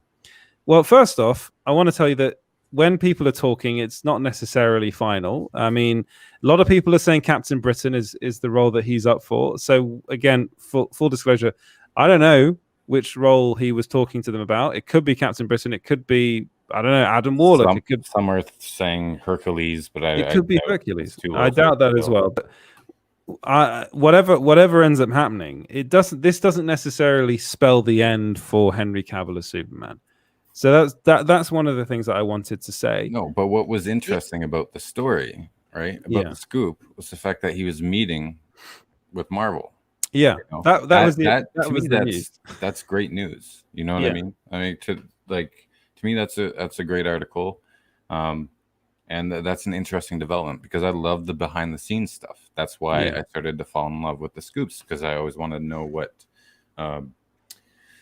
Christopher Nolan was doing with this trilogy and what Kevin Feige was doing to build up Marvel, and then the inner workings and the production side of all this stuff. Not, like the clout game or whatever. I mean, we had we sat on this for 2 months. Yeah. It's an interesting development as he's meeting with Marvel. I think anyone would be interested to hear that. It's not, trash us now because we're giving you news that he's not at DC anymore. Yeah, don't shoot the messenger, DC fans. That's the thing. But unfortunately, in today's climate, that's how it is. And everyone on Twitter can just they want to talk smack or bash because they're on Twitter, and that's what it is. Unfortunately, I mean, everyone is so obsessed with what they want to be obsessed with. They can't look through all that murk and see how, like you always say, Clint, we should be happy that we're getting all this products to enjoy and to entertain ourselves. And I agree with that. And then if we get little bits of insider news, like up to date insider news of what's going on, that's even better. And I think the moral of this story is that everyone has to be just more like Clint. I think that's what I think. Is that the moral? Yeah, I think so. Just like everything. Yeah, that's all you gotta do. Just like everything, and you're good. I Marvel. The difference between liking everything and spreading positivity or negativity. Yeah, I think that's at the end of the day. If you want to spread negativity, that's fine. Because if you're super invested in an actor that doesn't even know you exist, but yet there's a million other local artists around you that could use that support, go ahead. My rant is done. And I think you deserve a clap. Yeah, I'm going for it. Yeah, scroll. Boring. But no, that was what we were told. We were told this a while ago. We sat on it for a while because I think both you and I, James, and you, what would happen if we posted that article when we were told about it. We would have gotten huge clicks and it would have been great, you know what I mean? But it would have been doing a disservice at the same time. Yeah. And I did. Go on, Clint. I was gonna say, and I sent you an article a couple days ago. I was like, "Hey, dude, check out this news." I thought I was like, this looks familiar to me. Yeah, that was funny because that was literally like, you're like, "Oh my god, this is so cool!" And I think it was. We're not going to name the outlets that did this. I almost did. I was like, no, that's not positive. We don't call people out. But what was funny is that there's literally there's no reference back to the original article, which yes, it was our article. But this stuff happens often. It happens actually a lot. Yeah, but I give credit where credit's due. There are some places that do actually reference you a lot, and one of them is, oddly enough, We Got This Covered, which always seems to link back to the right sources, which I just find hilarious. But yeah, I know on Geekosity there was one that wasn't even bothering to. They would just hide the source in a word or something. Well, there was one particular place. Yeah, one site. So I said to Mikey, I'm like, all right, that's what we're gonna start doing for their articles. We started doing it, and then they started trying to suck up to us on Twitter, but we didn't play that game. And now we still just link it in a word. We don't even mention their name, and it's bit them in the ass. I even approached the owner too, like months ago, about it. Like, hey, do you mind mentioning the site? No, it's up to the author's discretion. But now they feel bad, and it's really hurting them for traffic. Oh well. And it just gets negative. I think it's just best to take the high road, and people that don't want to do that and want to be douchebags, let them be douchebags. Yep. Like whatever, man. I know I'm doing the right thing, and at the end you're going to be the winner, and people look at you like you got class, and I think that's the way to be. Yeah, that's the only one where we hide the links in words, man. I'll tell you, there's nothing wrong with giving someone a taste of their own medicine. I don't do that on small screen, and you know that. I know you don't. Yeah, that's fine. Yeah, because I mean, it's just one of those things, and this story blew up, which is fine. That's not why we posted it. Like, we posted it because we thought it was a good time to post it. Like, I think it's good for Henry Cavill as well. Like that this is happening. He's attached to a lot of projects now. So he's doing very well. The Witcher season 2 is coming out in December. So he's got what's it called? That film, that Matthew Vaughn film that's coming out, the spy thriller one, Argyle. Yeah. So he's got, and the Rosie Project as well. Speaking of staying positive, are you gonna get resentful of Henry Cavill if he takes your Captain Britain role? No, because honestly, if there's anyone that can take that role and also beat me in a fight over it, it's Henry Cavill. You can always be on his sidekick. Yeah, I could be mini Captain Britain or Captain Britain Junior or whatever. So yeah, that's fine. As long as maybe the one thing I'd like to do is voice him in an animated TV show. I think that'd be fun. That would be fun to do because I'm pretty sure I could do that voice. Yeah. So, but that was. So now this is the official end of the Marvel chunk. There we go. Can voice Lobo. Yes, you can voice Lobo, Clint. Yeah. Yeah. And I'm going to do this so that we know where to clip it. Right. Let's move on to the DC chunk and Robert Pattinson, or as I like to call him, Robert Pattinson. That's what I like to call him. Yes. Well, I'm going to try and come up with another silly name for him. Schmobert Blattinson. Right. So I call him Bat Edward. Because of Twilight. Yeah. Exactly. It's okay. It could be his. It's okay. Edward could be his arch nemesis, Captoad Britannica. I've seen this a lot. Stop calling me Captoad. Oh, whatever. But yeah. So well, okay. Again, we're going to get into some interesting areas about involving Robert Pattinson and the Batman. So the news is that Robert Pattinson will be in more Batman films. So we were told this. I mean, at the beginning of last week, I think I was told this because I was basically messaging a lot of representatives over at Warner Brothers, asking them about the rumors to do with Robert Pattinson and Matt Reeves not getting along. I was like, look, can you please just tell me something so that I can kind of quash these rumors that are going around. I'm not going to start talking about where these rumors come from, but if you read anything on Reddit and 4chan, do not believe a single word you read, because there have been lots of reports going around that Robert Pattinson and Matt Reeves don't want to work together. They hate each other. They despise one another. So stupid.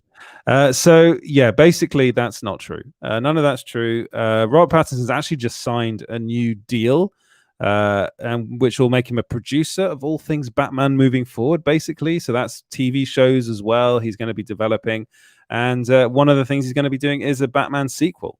And they've apparently the executives at Warner Brothers, and this was I was told this by a source that I know quite well, and I've known quite well all my life, but they were like, look, the buzz around here is it's insane. This movie is so good, and they cannot wait for people to see it. And when it's coming out in 2022, I think. And I'm just incredibly pumped for this movie. The other bit of news was that they want Matt Reeves and Robert Pattinson to come back for a second one. Apparently, they've already agreed on that, and they're all good with that. So, the question I want to ask you, Clint, yes, is why is there such negativity around Robert Pattinson, and why are there all these stories saying that Robert Pattinson and Matt Reeves hate one another? Because people need clicks. How do I get you to come click on my thing and watch my YouTube video? I'm going to be negative because negativity sells. Look at every article, every single thing. It's always something negative that sells. I was looking at trending. I got on Google Trends topics and started looking at some different topics. They're all negative. It's all negative, and that's what the media tends to do in a lot of cases. The most popular things right now, like Britney Spears, it's so negative. That's just what sells is controversy. It's like tabloid stuff. So it's been that way for decades and decades and decades. The National Enquirer or the Sun and the Daily Mail. The most outrageous thing people are going to go, no kidding, I'm going to get that because it makes good drama. It's good drama. So hey, so check this out. It's been recently reported that Robert Pattinson and Matt Reeves are getting along just great, and the film's going to be great. In other news, that doesn't sound good. Who wants to watch that? Who wants to read that, or watch that video? But guys, it's getting rough. They're on the verge of trashing the project. This is going to be one of Warner Brothers' biggest failures, blah, blah, blah. It's like people are like, oh, crap. It's gossip. It's all it is gossip. And that's what piques people's interest and gets clicks. That's why they're saying that stuff. And sometimes it's some hater that doesn't like Twilight, and so he's like, yeah, this movie's gonna suck, blah blah blah, and then he'll twist something, and somebody will make something up, and somebody else will post it on Reddit. Next thing you know, it's a game of telephone. That I heard that Robert Pattinson died, and this is a CG version of him. You know what I mean? And next thing you know, it's some bullshit story. It's all over again. Yeah, and it's in I heard another report today that from Daniel Rickman. He's like an insider. Yeah. Okay, should I not have said his name? No, it's fine. Well, what's he had to say? Well, he posted a thing, and it was I can't remember if it was We Got This Covered or who it was, but it was an article where they said, and the source at the very bottom said Patreon. So I think it's this guy's Patreon where he has and they said that Pattinson got offered or struck a $20 million deal for his second Batman, for Batman 2, and that he got $5 million for Batman 1, but for Batman 2 he's supposed to get $20 million.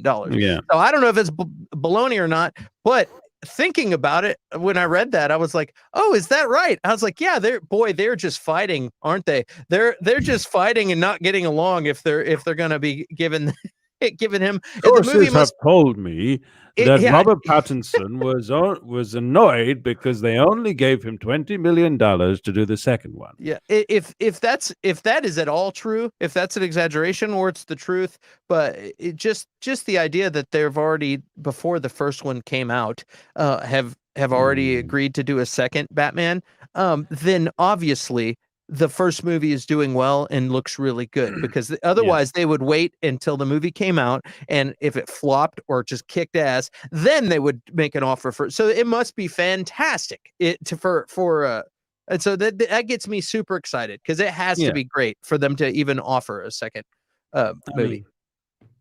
I mean, honestly, it's a lot. You hit the nail on the head. Like that, I could not have put it any better myself. I probably would have put it much worse.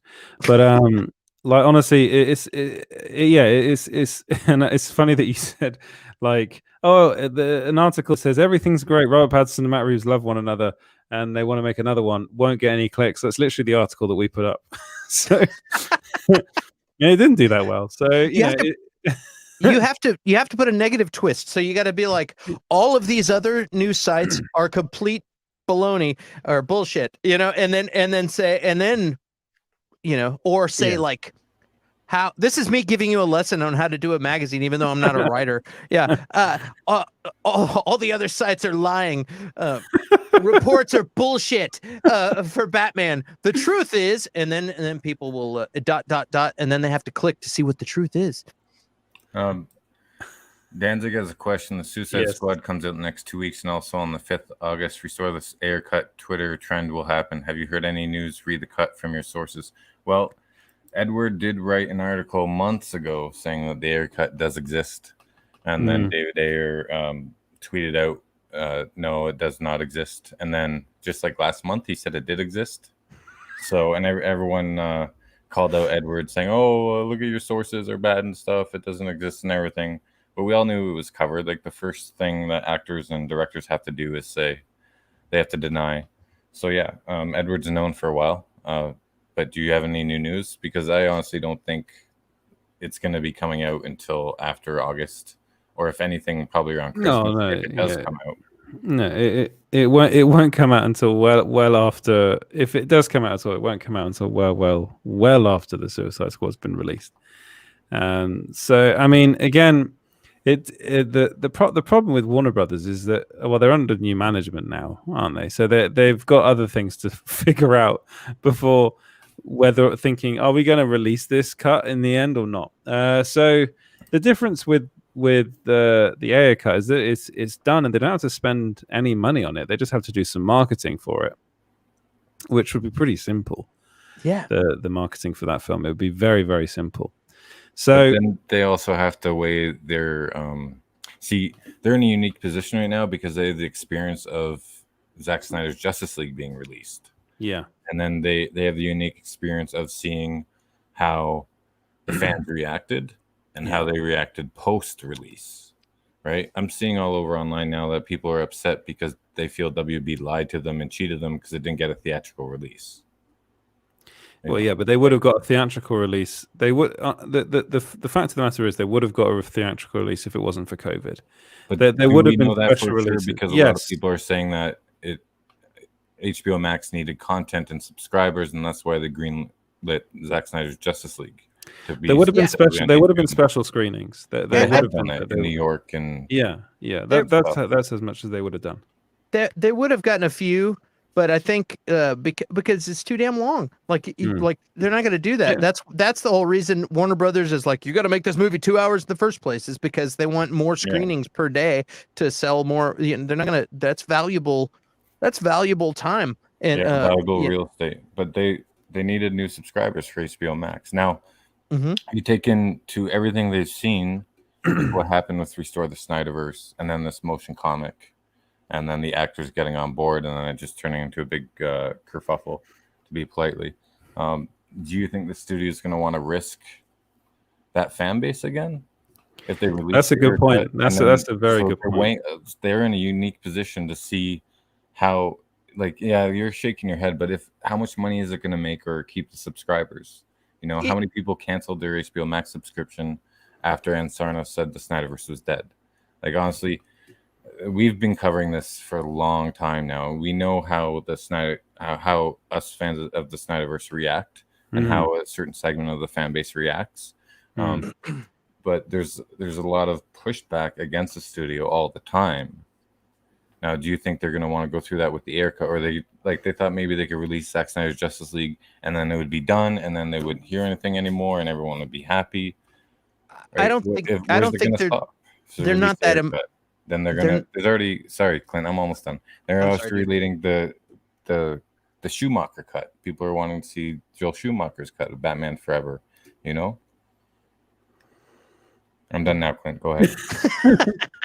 I don't think they're that emotionally involved, man. I think we are, because we love the characters. They're not that emotionally involved. They're looking at this thing and they say, "Look, we have this material."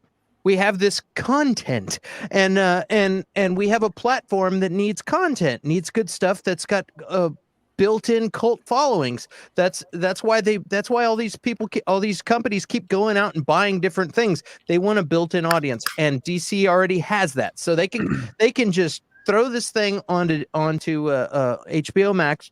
They've got proof. We've been laughing and high-fiving and how much the Snyder cut kicked ass after they said no for so long, and it was a big victory for the fans of Snyder, and so it's super easy for them to throw that thing out, throw the Ayer cut out. They could play games on social media. All those guys do that. Kevin Feige says that this thing isn't happening, or different people say that they're not in movies, but they are, and like I'm like, oh, I'm so hurt that Jonathan Majors lied to me. I'm gonna unsubscribe from Disney Plus. No, I'm gonna watch everything that comes out, and I'm like, there's whole lot of reasons that they say what they say. Some of it is internal politics. Things haven't been greenlit. Sometimes there's NDAs. There's I mean, I think that Ayer cut's going to come out. Possibly, I don't know. Possibly. Okay, but I disagree with you. But as far as the fans, I don't think they give a shit about that. I think they do watch. They do watch the trends, and they do play the game of social media. I do believe that. And does it matter to them? I think it does matter to them too little. For the first time in history of Warner Brothers, you have a very vocal, active fan base that hates them, and there's campaigns against them, and then there's news outlets writing articles about it. You know, or the Snyderverse is trending. Release the Ayer cut is trending. You know, I mean, so you're saying they're afraid to offend the audience, and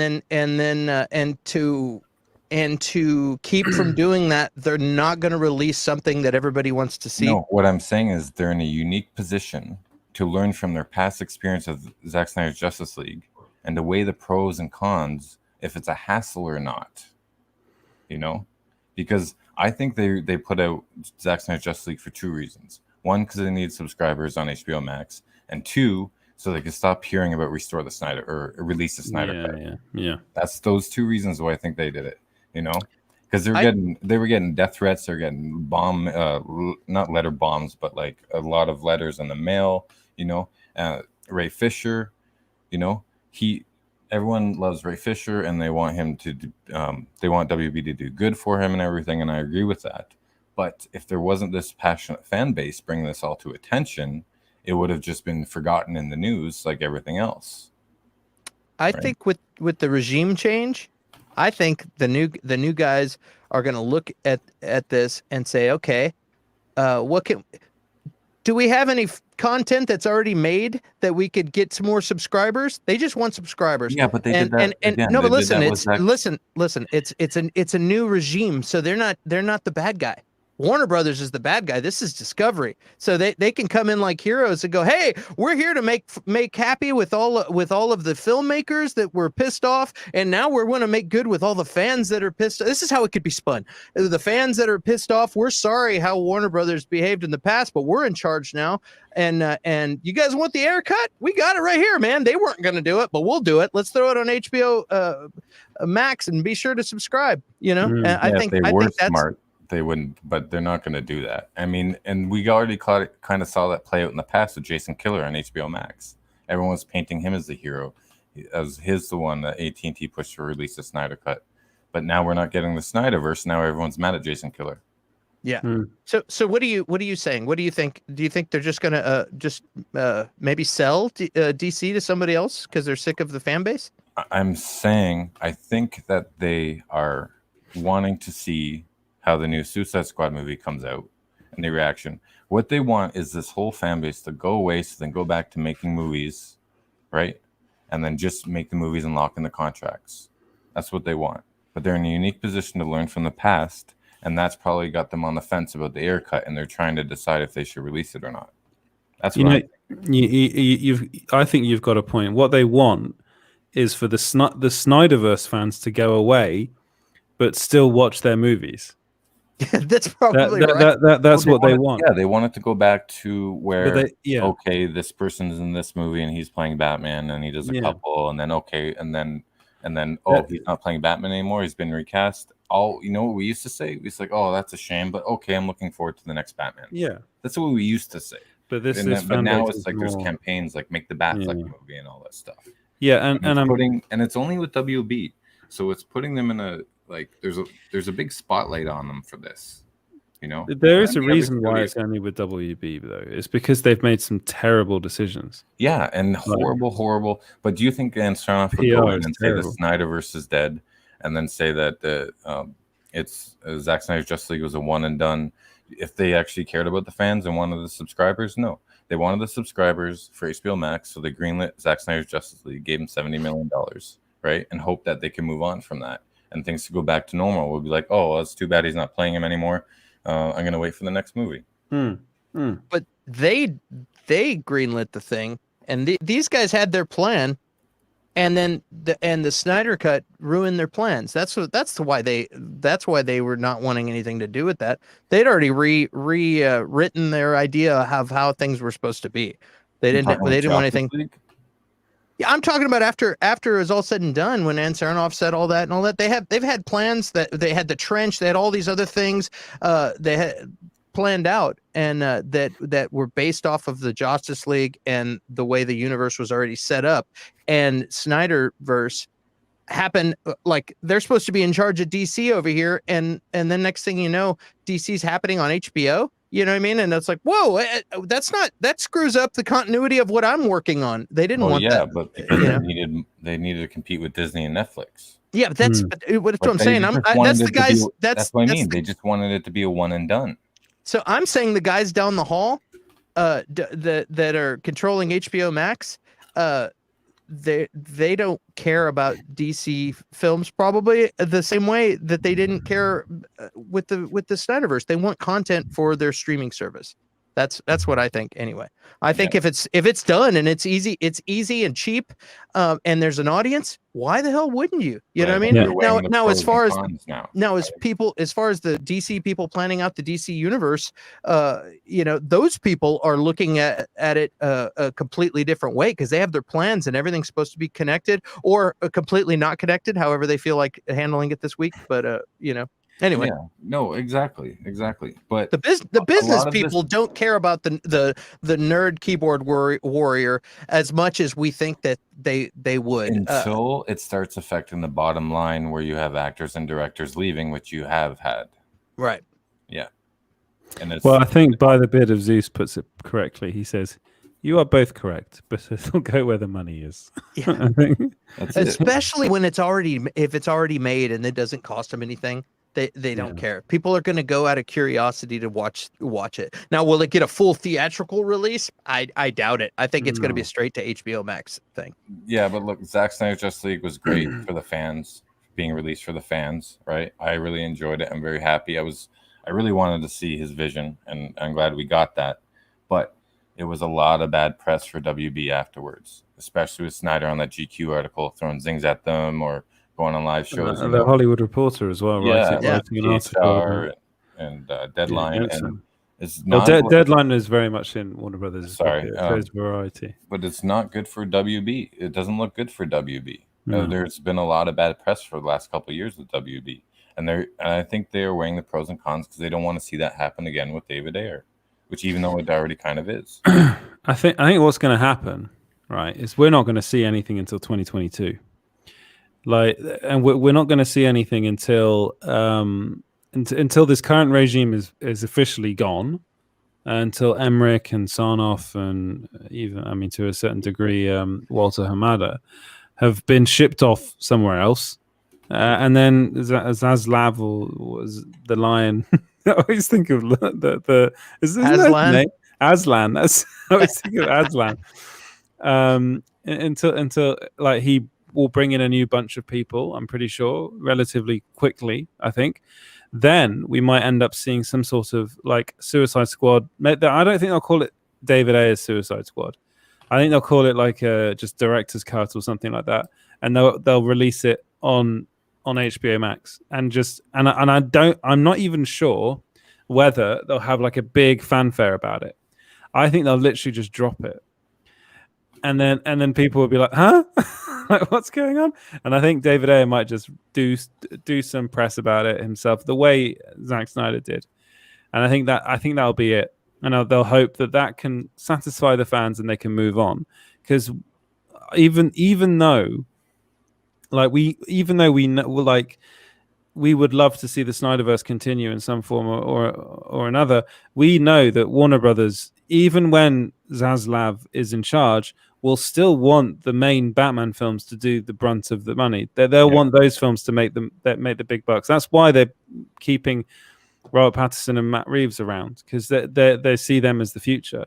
I don't think they ever saw the Snyderverse as the future. I think they really did see it as ending after, once Zack Snyder was gone and they brought in Joss Whedon, that was it for them. And I think they even want to end before that, after BVS got all reaction and it didn't make $1 billion like Avengers did, right? Yeah, and that's why there was that big course correction with Justice League, why they were talking about it being a more uplifting and hopeful movie than the previous ones they made. And to find out more, go watch our History of the Snyderverse video right here. Yeah, exactly. YouTube. Exactly. So I agree with you, but I'm hoping I'm wrong, but I don't think Zaslav is going to be the saving angel that everyone. No, I don't think so either. It's a huge merger. He's got stock options to worry about. He's got employees to worry about. They're going to go, if the Batman's a huge success, they're going to, they're saying multiversity and stuff, or multiverse and stuff, but I don't know. I don't think this whole Zaslav thing is going to work out either. Everyone wanted Jason Killer to be the savior of WB, right? Yeah, but we're also seeing with Hope, Marvel, Alfred, hope. Yeah, but we're also Faith, seeing Alfred, faith. Faith, damn it! Faith, I get that one wrong every time. We're also seeing with what's going on with Marvel at the moment how difficult it is to do a multiverse properly. Now, that's where I really worry about the Flash movie, because I get the impression that they're just kind of throwing all their eggs into that basket, and they're kind of going, right, we're going to let's get everyone in that movie. Let's get Michael Keaton back. Let's get Ben Affleck back to be in that film. Who knows? Like, maybe there's rumors that Gal Gadot might be in it as well, and that the Linda Carter is it Linda Carter? Is that her name? Linda Carter. Yeah, I heard that too. Like that she might be in it as well. No, not Linda Hamilton. That'd be badass. Funny if she turns up. Arnold Schwarzenegger turns out in that film as well. I get. Yeah, exactly. Yeah, I get the impression that it's just all very haphazard with that film, and I think. You can say that, Arnie, but I think I'm right, and I really do wonder whether they are. Don't take it so personal. It's because I said Mr. Freeze. That's the only clip I have. I know. But I do genuinely. Knock it off, you two! This is a live stream. Yeah. So we'll just have to wait and see. That's I suppose all of that to say. It might happen. It might not. I mean, you can. I think it's silly to get yourself worked up this early. Like, oh, it's gonna be a mess, complete cluster. We'll just have to wait and see. You're absolutely right. Like, yeah, it could completely suck. Like any movie that's about to come out, it could completely suck. So we'll just have to hope. I just hope people stop doing the stupid multiverse thing. Like, come on, we got Star Wars, we got Star Trek, we've got DC, we've got Marvel. Like Star Wars, it's like all, and then Star Trek. J.J. Abrams for Star Trek. Yeah, we got Q. The whole Q multiverse thing, and then you had like the world. What is it? The world between worlds, or whatever, with Star Wars, and it's like it's giving me a brain freeze. Q wasn't really multiverse though. Q was more of a no, but the up and coming thing. Season 2, you think they're doing the multiverse thing? That's what I'm understanding. That there's some kind of weird time travel kind of element to it. Well, that goes. Have you seen Next Generation? Yeah, so All Good Things, the last episodes. Yeah, that's more of a travel through time. But Next Generation actually has done the multiverse.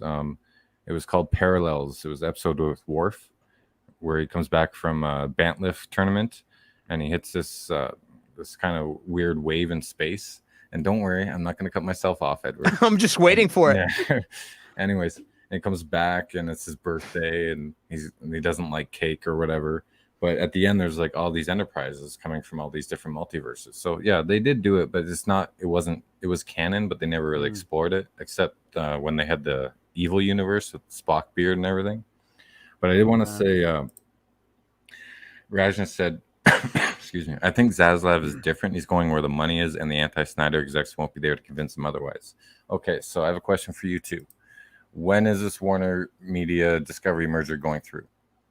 Well, it's not going to happen for officially for some time, for like a year or two, right? Yeah, maybe even more. It all depends on what it's all political now, because the whole thing is about monopolies, isn't it? So, whether I think it will go through, probably 2022 or 2023. We have Hamada in his contract till 2024, right? Yeah, is that right? Yeah. So 2024? Maybe. Or is it 2022? I think it might be 2022. Yeah, I think June 2022, Danzig says. All I know is when you get a new regime, they fire everybody and put the people that they like in the spots, the people that they feel comfortable working with, and then they blame everything on the old regime, and they talk about why the way they do things is better. The AT&T merger. Let's say that again. Yeah, but AT&T is different. So AT&T were just literally coming in. They just wanted the money. They didn't really care what was happening. Also, I think they did put in some people into positions of power, like And they were also a film I mean, they were also a phone company, not a. They didn't have a whole network or a whole thing set up with right. So Discovery has their reality shows, and they're going to come in and merge with Warner Brothers. Right. Yeah. Zaslav's going to save the day with his reality. He's going to save the day. And a Batman reality show. And here's the that'd be awesome. Dude, that would be a really cool, it kind of like Cops or something, like a really cool, at least like YouTube channel where it's like you go watch the YouTube show where it's like Batman. All right, today we're Batman. What you gonna do? Yeah, today. All right, guys. Today we're gonna go. We got another call. Commissioner Gordon just threw up the bad signal. He always does this. I'm pretty sure there's a false alarm, but I gotta check on it just in case. I usually code, and it follows him in the Batmobile. It'll be really cool. AT&T are telecommunications, but they own streaming and media company now. And well, no, they don't anymore. That's the whole thing. They want to sell the whole thing. Yeah, but it's not gone through. Okay, so what I'm saying is when AT&T and Warner Brothers merged, right? HBO Max was created, and AT&T pushed for Zack Snyder Justice League. Yeah. Right. So they have a say in what happens with the content coming out of Warner Media. Mm-hmm. Yeah. Right. So, because they own Warner Media.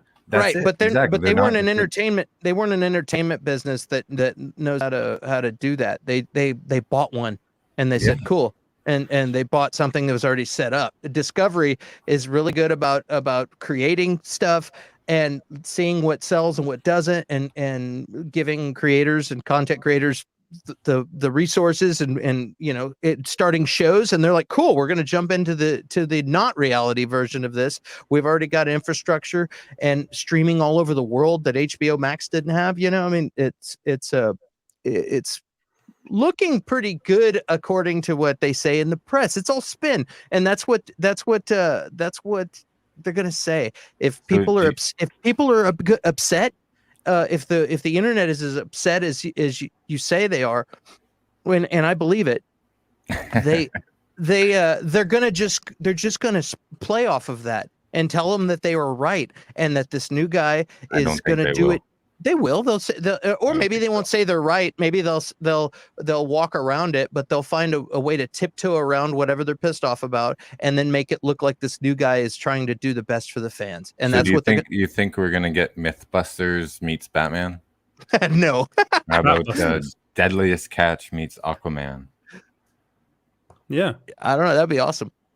Yeah, I think so. Yeah. But I think any internet drama, they're gonna spin something together that's gonna placate those people. It's what they're gonna do, and it'll be something very clever that they pay somebody a bunch of money to come up with, and then they'll run with it.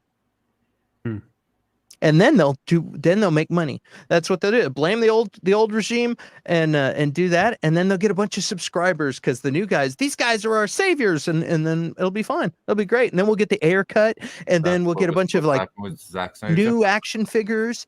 And see what they're gonna do. What Warner Brothers is gonna do is they're gonna find every single person that's tweeted # release the air cut, and they're gonna send them.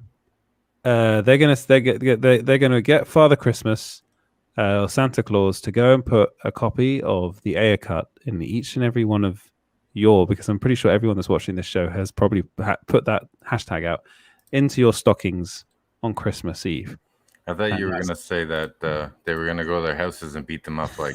I was gonna. They're gonna get them. They're gonna get whacked. Yeah. Anybody talking smack, you're gonna get whacked. They're gonna get every single person that's. It's like I didn't know Discovery was owned by the mob. It's like the mob now. The mob's taking over. You got a problem with HBO Max? Once they beat you, they're gonna be like, "Do you still want the fucking Ayer cut to be released? Do you still want the Snyderverse to be restored? Say my name." Hanging people off balconies and stuff. No. Where's the Ayer cut? I don't even like air. Don't drop me. Yeah, that's actually hilarious. Warner Brothers just a front for the CIA to make fake movies to go rescue hostages. Oh my god! I just watched Argo last night again. Oh dear, that would be hilarious. That's a very, very good. We should make that movie. Well, did you guys notice we have a new Batgirl coming up for HBO? Yeah. Well, yeah, Leslie Grace in the Heights. She's now Batgirl. Yeah, and this Batgirl movie is confusing me because it's like, okay, you've got Leslie Grace as Batgirl. That's great. I was thinking that this could connect to the Batman because Leslie Grace is not a white redheaded woman. She is. I'm not quite sure, like, of her heritage, but she's American. But so she's not the comic book accurate version of the character. I saw a lot of people getting rather annoyed about that online. I was like, you know what? That they cast Jeffrey Wright as Gordon as Jim Gordon, and people didn't seem to care that much when they seemed to think that was cool. So what's the difference with Batgirl? Anyway, I think. I just want to see the movie. It's got directors as well, hasn't it? The guys that did the recent Bad Boys movie. Oh yeah, that's Adil El Arbi and Balil Falad. I'm sure I butchered those names. Yeah. And then everyone going, I wanted Karen Gillan. It's like, oh, all right, fine. She's quite busy. Yeah, and I think there's going to be a different Batgirl in Titans. I think that's a different actress, which is interesting, and I'm excited for that new Titans. I mean, honestly, like until I don't know much about this actor. I'm going to be honest. I haven't seen In the Heights, so I don't know if she's any good in that. But like the film, I think is going to be it's written by Christina Hodgson. I think is her name. She's the one that wrote Birds of Prey. And that movie got that was very cut. It kind of very, very cut, I think. So the movie that we got wasn't exactly the film she wrote. And I think there's actually a kernel of a good film in that film. Didn't they have somebody else lined up for this film and then they backed out? They had Joss Whedon. Oh, is that who it was? To direct the Batgirl film, yeah. He was going to write and direct it, and then they got Christina Hodgson to write it. So I've already seen Ash. After he pitched Wonder Woman to the studio years before. Yes. Yeah, and because he loves women, so he wants to mansplain women to women. There he is. Yeah, I think he said he couldn't come up with a good original story for Batgirl, so he decided not to be involved. I think he was fired. Yeah. Oh, that's weird. Yeah, that's what he said after Justice League. Yeah, he was so fired. Oh boy. Oh dear. But I mean, we can't really judge this film until we've seen it. So I think she looks pretty cool. I think it's gonna be fine. Right, should we move on? It's probably gonna suck. This is what I've seen on. It's probably gonna suck. Yeah, the actress is not even the right color. It's gonna be terrible. I don't even know. I don't even want to see it. People are gonna clip that out, Clint, and they're gonna be like, "Yeah, Clint likes everything." Clint, do not do that. Yeah, people are so stupid. I hate it. It's for real, dude. It's like the same thing. I was talking about with Eternals too. Clint. Like Eternals, people are like, Clint. Yeah, there's another clip that's put out of context, Clint.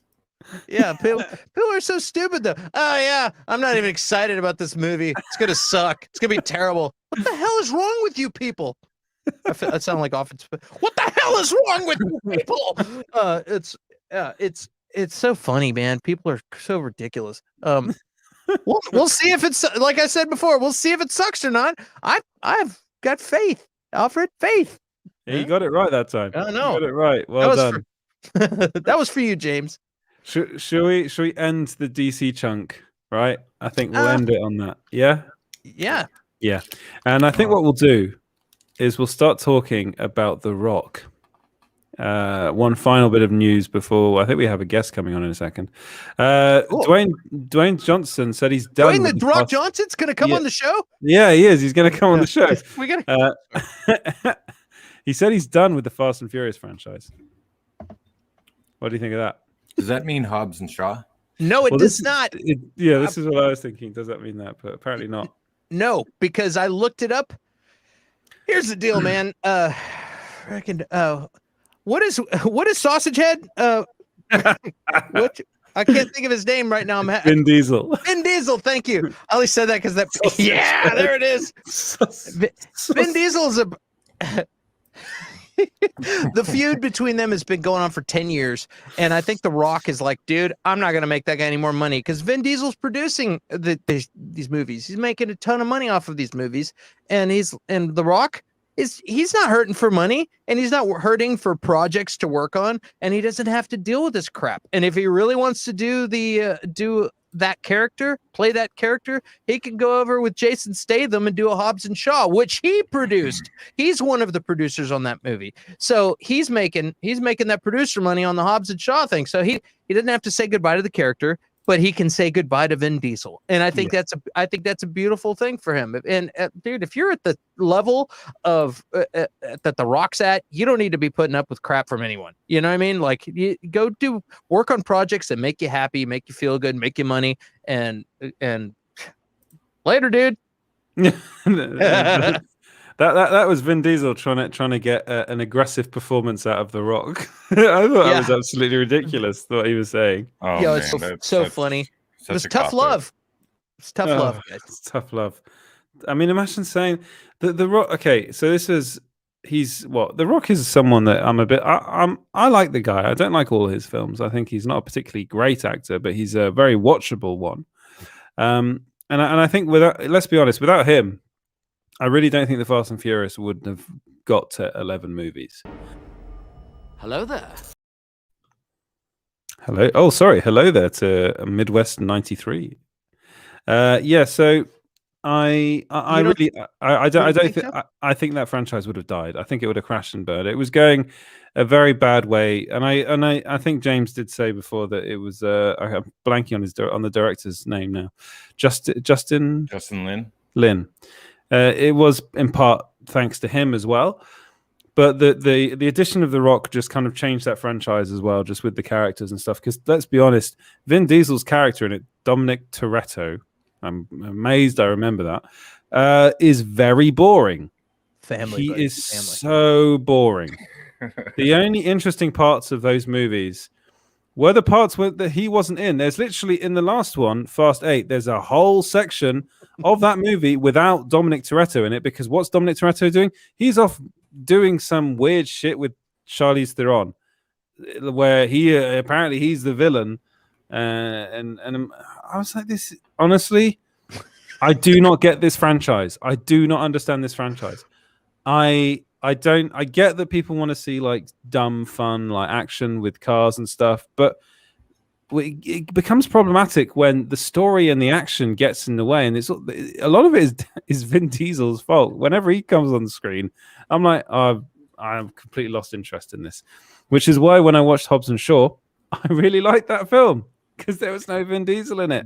The first Fast and Furious movie I really liked. But that was a B movie. I think I saw it in the second movie. Then I didn't watch the third or fourth, and then I saw the fifth. I'm like, okay, that wasn't bad. But then when it really started amping up the entertainment value and the crazy stunts and getting into this kind of superhero kind of thing, I was like, oh, this is fun. I don't remember anything that happens in the last three movies, right? But I did watch them, and it was fun. Hobbs and Shaw, I do remember a little bit. But I mean, if you have Jason Statham and The Rock, you know it's going to be a good movie. Yeah. I think Vin Diesel's. I kind of think he's blown up his own franchise. He should have stopped acting after Saving Private Ryan. I like some of his Pitch Black movies or whatever. His first one was it Pitch Black? Oh yeah, Pitch Black was. That was good. That was a great film. What was the comic book movie that he did? The second one. Blood something. Blood Spots or Bloodshot. Bloodshot. Yeah. I saw that. That was Clint. I saw it in the theater in the middle in the middle of the pandemic. It was super fun to get out of the house, and I went and sat there, and it was just a real bad movie. But it was thank God. No, but you said it was not good. But it wasn't fun. It wasn't fun. What about Riddick? You know what? I'll take Riddick over. I love those. Those are fun too. Pitch Black was great. Riddick was just like, oh, look at all these sci-fi guys in plastic armor. Yeah, this is nothing like the Pitch Black universe I loved. It was an independent film turned into some it's like RoboCop armor from the TV show. It's like so plastic. I think this is the best show, the best movie he's been in. The Pacifier. I haven't seen that.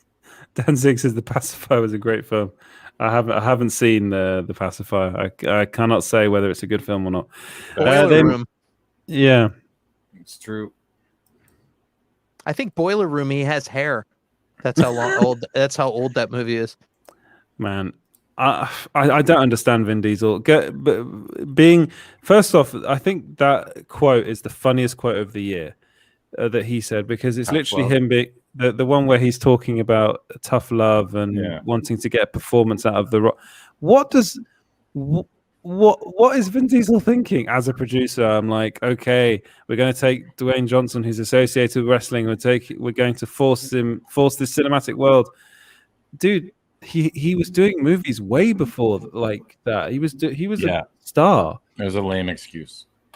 And The Rock had said some stuff on his posts where he was like, if it looks like I'm not acting in some of these fight scenes, it's because I'm not. Like he got him all worked up, and apparently it was just tough love to get him where he needed to be to really deliver on the scene. I've taken acting classes. That's just how it works, you know. You piss people off enough, and then they deliver an incredible performance. Let's not forget their contract where the punches have to be even. Yeah, that's between. It has to be even, isn't it? That's between all three. Vin Diesel, Statham, and The Rock. That's so stupid. It's just ridiculous amounts of testosterone. My pee-pee has to be the same size as your pee-pee. Yeah, I'm sorry, Vin. Your pee-pee's going to be nowhere the same size as Dwayne The Rock Johnson. Let's be honest here. Oh, boy. They don't call him The Rock for nothing. Oh no. Knock it off, you two. This is a live stream. Right. Oh boy. All right. Should we do we have anything else to talk about? I just want to talk about pee-pees and the show on Dwayne The Rock's dick. Oh boy. Oh my god, this has descended into pure and utter chaos.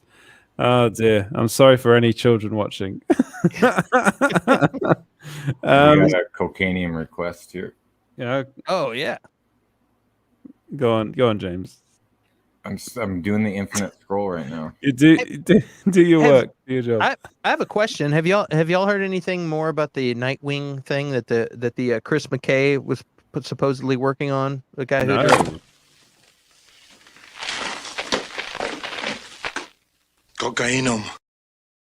Yeah. No, I haven't heard anything about. Yeah, the guy who directed Tomorrow War is supposed to be attached to something or in talks about doing a Nightwing thing forever with HBO.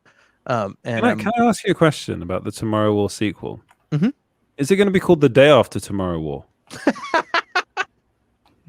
I don't know, but that's a great. And then they'll do a prequel called The Yesterday War. Yeah, it's going to be called The Edge of Tomorrow War. The Edge of Tomorrow War. A week after I don't know. Yesterday. Sorry, no, it's the next one will be Yesterday's War because it's after. War. Yeah. The Kazakhs just put a brilliant comment. I'm going to put first. There you go, Zeus. There you go, Zeus. But Kazakh says, stop talking about Dwayne Johnson. That's brilliant. Well done. In Canada, the Olympics is officially off when Dick Pound is trending. Did you know that? Because one of the representatives from Canada, his name is Dick Pound. Oh, I remember. Yeah, it's true. It was trending today or yesterday. Dick, I remember hearing about that guy. He knows what he's doing. Otherwise, he'd go by Richard Pound, right? Yeah, yes. Dick Pound. While we're on this theme, here this is hilarious. There's a doctor that's well known here in Austin who recently retired, but he does vasectomies. I heard about him. His name is Dick Chop. Yeah. Yes. Chop is his last name, and his name is Richard Chop, but he went full on with it, and his name is Dick Chop. And I feel like I have so much respect for this guy, because if you grow up with the name Dick Chop, you've been hearing it your whole life. Did he legally change his name?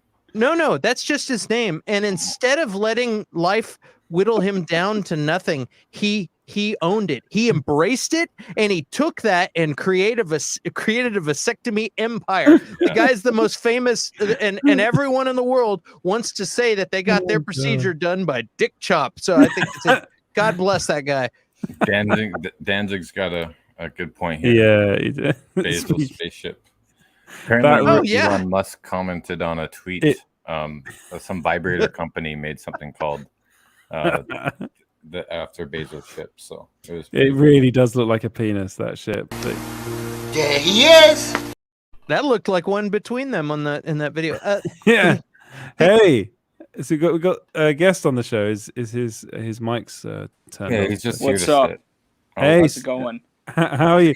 Why don't you introduce yourself to the viewers? All right, hello, small screen viewers. My name is Ravioli Supremo. I'm the worst content creator on YouTube. Hi, Supremo. James has obviously got in the house. James has obviously got you into confused Clint. I don't know. I come on. I hear you guys talking about like dildos or something. What's going on here? We're talking about Jeff Bezos' spaceship. But no, basically, this is quite interesting because I believe you're going to be doing some work for Small Screen. Is that right? Yeah, I think so. Yeah, James, do you want to elaborate on that? Is he even there? Yeah, I'm here. Yeah. I was just hoping you wouldn't segue into the game, because after penises, going to that game would be nice. Oh man, we have a game to talk about, don't we? Well, let's talk about the OLED Switch. Okay, so this is okay. So this is where Clint wanted an upgrade on the Switch. Yeah. And they wanted more powerful graphics and more hard drive space and more stuff for everything. And instead, they got a bigger screen. And then Valve was like, "Hey, here's our Steam Deck. It's a computer handheld. Suck that, Nintendo." That's pretty good. Like, honestly, that's it in a nutshell. So, what's happening is they've released a new one of these. Nintendo's releasing a new one of these, right? I just wanted to show off my Switch. Yep. I'm talking about Switches. And what they ended up doing was they just upgraded the screen. A lot of people were thinking that Nintendo were going to release what was dubbed as the Switch Pro, that would have a better graphics card and would be able to output 4K onto a TV, so we could play Zelda in glorious 4K. What they ended up doing was none of that. They just added a screen, an OLED screen. It has a bigger kickstand too. Has a better kickstand. Yes, you're right. I guess. Because the kickstand on the Switch is terrible. Yeah, it sucks ass. Like, I've had my Switch for at least 3 years. That shit broke off so quick. I lost it in the car. Yeah. It probably fell out on the goddamn road. I've still got mine. Amazingly, I've still got my kickstand. But then again, I use my Switch mostly docked. But what Valve ended up doing was releasing the Steam Deck. Yeah. And the Steam Deck is basically every like kind of computer gamer's kind of wet dream, isn't it? It's a portable gaming PC. And it's not beholden to the Steam platform either. You can just put Windows on it, Yeah. And Cass is a good point here. So Cass has just installed the emulator on the Steam Deck on the Steam Deck, and voila, you got an all-in-one. Yeah, I mean, you've got and Clint's kind of glazing over here because gaming isn't really. I don't think gaming's your thing, is it, Clint? I just got a new Xbox. Series S like 2 weeks ago. What are you talking about? We were talking, and he's like, maybe we should get a game system. I'm like, okay, we'll get this or get that. Maybe I suggest this, or maybe just get a PC. And he goes out and buys an Xbox One S, and then Valve announces the Steam Deck right away the next day. Well, okay, Ravioli. Yeah. What do you think about all of this? Well, which one would you get if you could? Well, obviously, I'd get the Steam Deck because, the new Nintendo Switch, I look at the stuff. They have a bigger screen. Yeah, sure. It's like a couple millimeters bigger.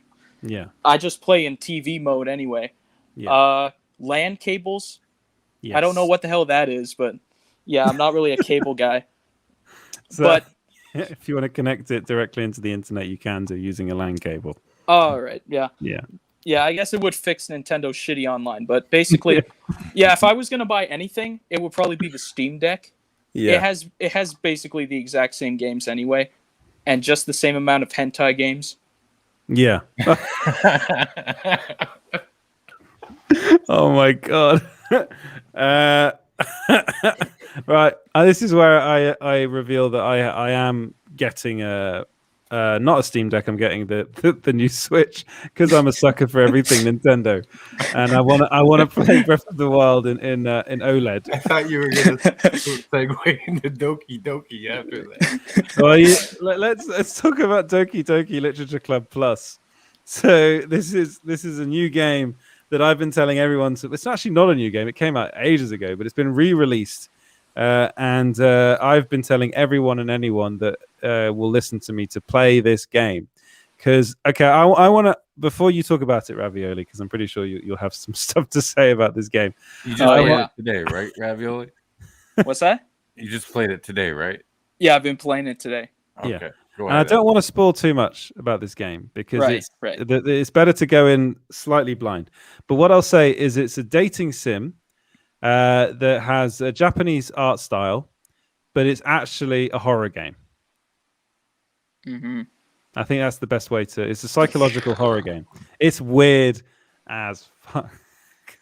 So, what do you think about it, Ravioli? What's your take on the game? Well, like I've seen a bunch of videos on it talking about the horror aspect. Yeah. But when you actually play it, it starts fairly normal. Like yes. I've been playing for at least 88 minutes. I checked last time. It's still relatively normal. The one time, I want to record part of it because maybe I'd use that in a video one time. But yeah. I go exit, and then it just does this weird like computer layout. I don't know what's going on, but I feel like that's the kind of thing you would experience after playing maybe a couple hours. When you decide to quit the game, it's kind of weird, but. It starts off a bit slow. I kind of wish the new one was, as cheesy as it sounds, I kind of wish it was voice acted because I hate reading, even though the game is about literature. It's a visual. It is it's a novel. That's what it is. It's like so you have to read. If you don't like reading, then this game isn't for you. I mean, I'm fine with it. Like the game's. It's all right so far. I kind of want to get to the part, where no spoilers, but something happens. I completely get where you're coming from with that game because you do begin the game basically playing it as a dating sim, thinking which of these cute anime characters, or as you so eloquently put hentai before, but they're not hentai. Do I prefer? Which one do I want to date? You're invited into this literature club by supposedly your best friend, although you just bitch about her the whole time, and then weird shit does start happening in about 88 minutes is probably about right. So it's a long time to be playing this dating sim to begin with. But what I'll say is that it's a game that really messes with your head. It uses the fact that you're playing a game really well, and that's all I really want to say about that, because if you're interested in this game, do go and look at the trailer. And actually, when it was originally released, it was a free-to-play game. Yeah. And what they've just done is just added some stuff, like some weird like artwork and stuff like that you might like. It's not really my thing. The art style, I like it, but I would not want to be caught playing it on a public space. Did you say horror or whore? If you get a dating site, it's like a dating game, and then there's some horrors thrown in. I'm like, this is a weird game, Edward. What are you playing, man? This is weird. To bring down the tone, we got Ravioli Supremo on, and it's Clint that does him.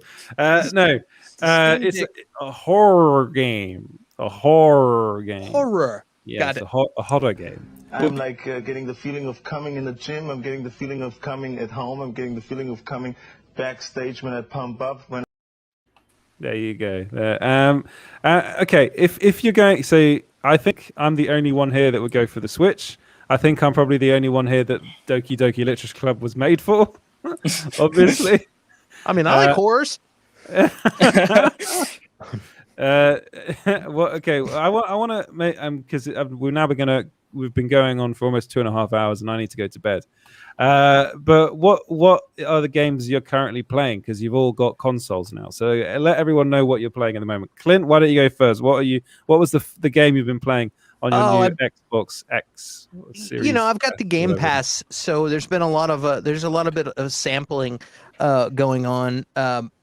I had a little fun with the UFC thing when my buddy came over the other day. There was a UFC thing. UFC 2 game, and that was fun because you know it's fun to beat the hell out of your friends, you know. But I started getting into Squadrons, and that was really fun. And then I spent a lot of time playing Halo also, and that was really fun. Yeah, you're going back. Yeah. Mm-hmm. Okay. What about you, Ravioli? Well, I've been playing a lot of games, mostly. There's this one called Postal Redux. Essentially, you play as an angry white guy who wants to shoot up his entire neighborhood. Oh my god! Is that the top-down one? Yeah, it's kind of like top-down isometric. Yeah, did you play the first one? Yeah, I played the first one. Yeah, those graphics are horrible. Yeah, I mean it's an old game. Yeah, I tried playing it because I remember there was a bunch of hype and stuff, and I found it like years later, and I was like, "What is this?" I couldn't get past the dog. The dog kept killing me. What are you playing, James? What's that? What are you playing at the moment? You're always playing something, aren't you? My pickup game to kill some time, or take a break is right now. Excuse me. Right now, it's Call of Duty Ghosts. Oh god, that's going back. My PS4 is fried. I got to repair it, but I just play what's that mode? Safeguard or something where all the bots come at you. Yeah. So I just play that, and Valheim still, but me and my girlfriend Spooky, we took a break because the devs went on vacation. And before they went on vacation, what they did was they made all the monsters. They wanted the monsters to attack the bases more, not just the players. So they altered the code, and then they went on vacation. Well, it turns out that the monsters broke the game. Well, we were just attacking the bases. They were just ignoring all the players. And if you know anything about Valheim, building and taking pride in what you build is a lot about the game. So all these elaborate structures and castles were just being destroyed with like 4 trolls coming at them. So we took a break on that, but apparently they fixed it. So we're going to be playing it again. Ravioli Supremo is going to be joining us. We're going to be doing some streaming, and we're going to be doing some game videos when we launch Small Screen Game Channel. That's it. That's the big news. We've got a small screen gaming channel coming, and it's going to be mainly Ravioli, probably. Yeah, it's gonna be Ravioli and myself, and we're gonna. I know. Go check out his content. I put the link in the chat, and it's check out my funny content. Stuff. Go and check out. Yeah, it's really. What do you edit on? Okay, don't give away your secrets, man. I haven't seen videos edited like yours. I love it. I love the style. I love the kind of. It's very. I think I know why James likes your stuff so much. Thank you. I appreciate that. You know, any really feedback good. Is any positive feedback is really good. You know, I don't get a lot of feedback because nobody watches my videos, but that's fine. That's fine. Tell you what, I spent a long time watching them when James said there's this guy Ravioli you should check out. I was watching a lot of them. You made a video all about a soda that you didn't like called Dirt Soda. Dirt Soda. It costed me $7, and the commercial said it was a good taste, surprisingly good. A bunch of bullshit. Well, anyone that uses the word surprisingly in their marketing, it's surprisingly good. And I followed the website VAT19 on their YouTube channel for so long, and I've just believed everything they said. And the one time. Oh man, that's hilarious. If you drink it, I was gonna play that video, but what happened when you posted it, Ravioli? Didn't you say they told you to take it down or something, or they striked you? I just got a copyright claim. Yeah, actually copyright claimed you. Yeah, they frequently do that. Apparently, so one time I even did tongue-in-cheek voiceover of one of the commercials where I talked about eating like visceral off the goddamn ground, and they claimed the video playing in the background. Some company, it didn't say VAT19 because that's who the video's from. Instead, it said like some studio. I don't know who it was, but I searched it up, and apparently they claim a bunch of like cutscenes from the South Park games. Yeah, there's a lot of that going around on YouTube. We get that also. Some weird people that claim like bits of our video that Tennis like, TV. yes, Tennis TV. For some reason, Tennis TV on Facebook is always claiming our videos. Hey, Ravioli, if you keep drinking that soda, it will start to taste good. Years ago, my old band did Warped Tour, and we were on Warped Tour, and Mountain Dew Amp gave us like 5 cases of their. It had just come out, and I drank that first one. I was like, "This tastes like dirt. This is some bullshit," and it was awful. But after a while, you just get thirsty, or you were tired, and it's an energy drink. And I'm like, I'll try it. After a while, they're like, dude, I need to get some of that dirt. You get some of that dirt, and it is addictive. So Literally get some of that dirt. Yeah. I don't know. I mean, I might buy another thing of soda off of VAT19. Who knows? I might even buy the discharge soda, but it doesn't matter. I just know, the grass soda. I'm gonna buy either the grass soda. They also have like mustard soda. I don't know how that would taste. I like mustard, but like I wouldn't drink it, except maybe if you put it in like a wine glass. Oh man, I don't think I'd drink anything that's discharge flavored. That's that's not. Yeah, I know.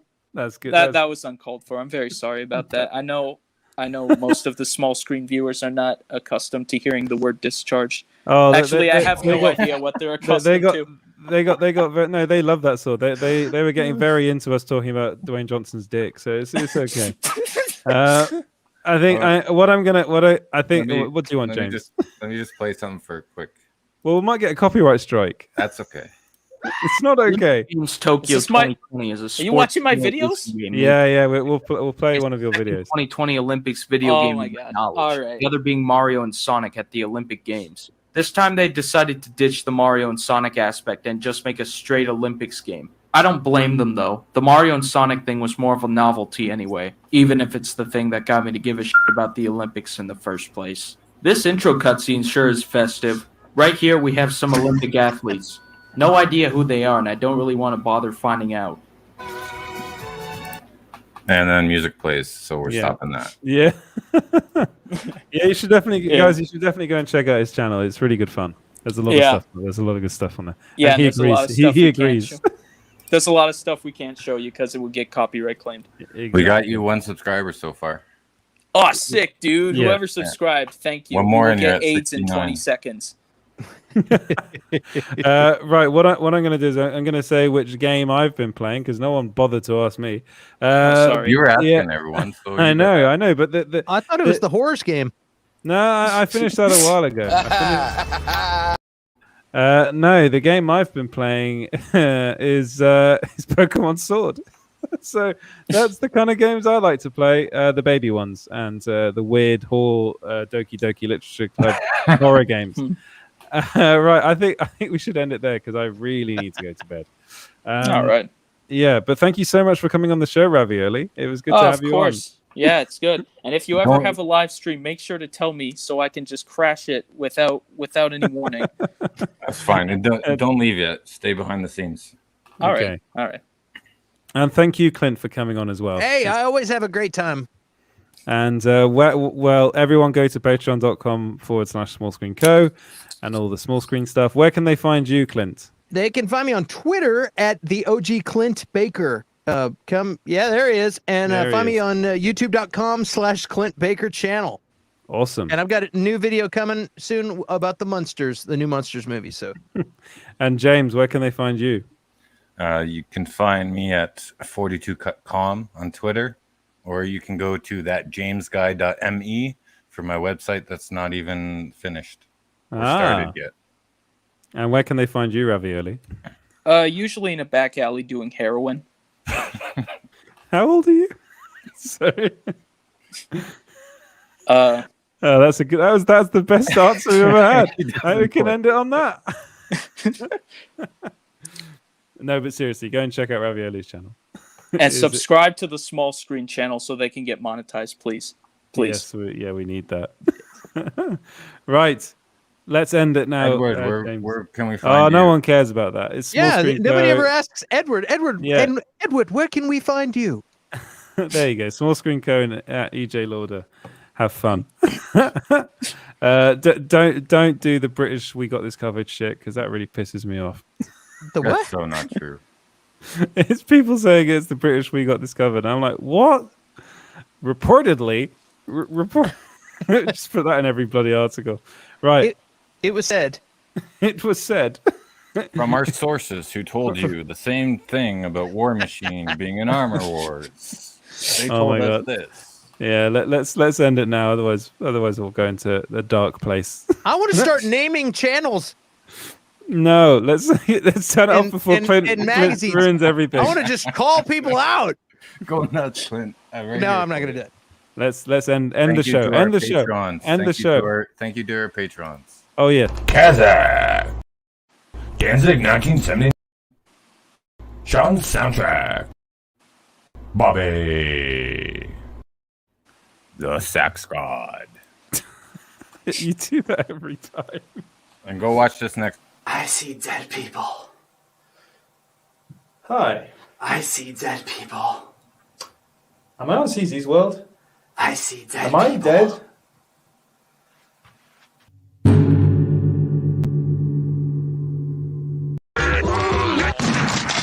Knock it off, you two. This is a live stream.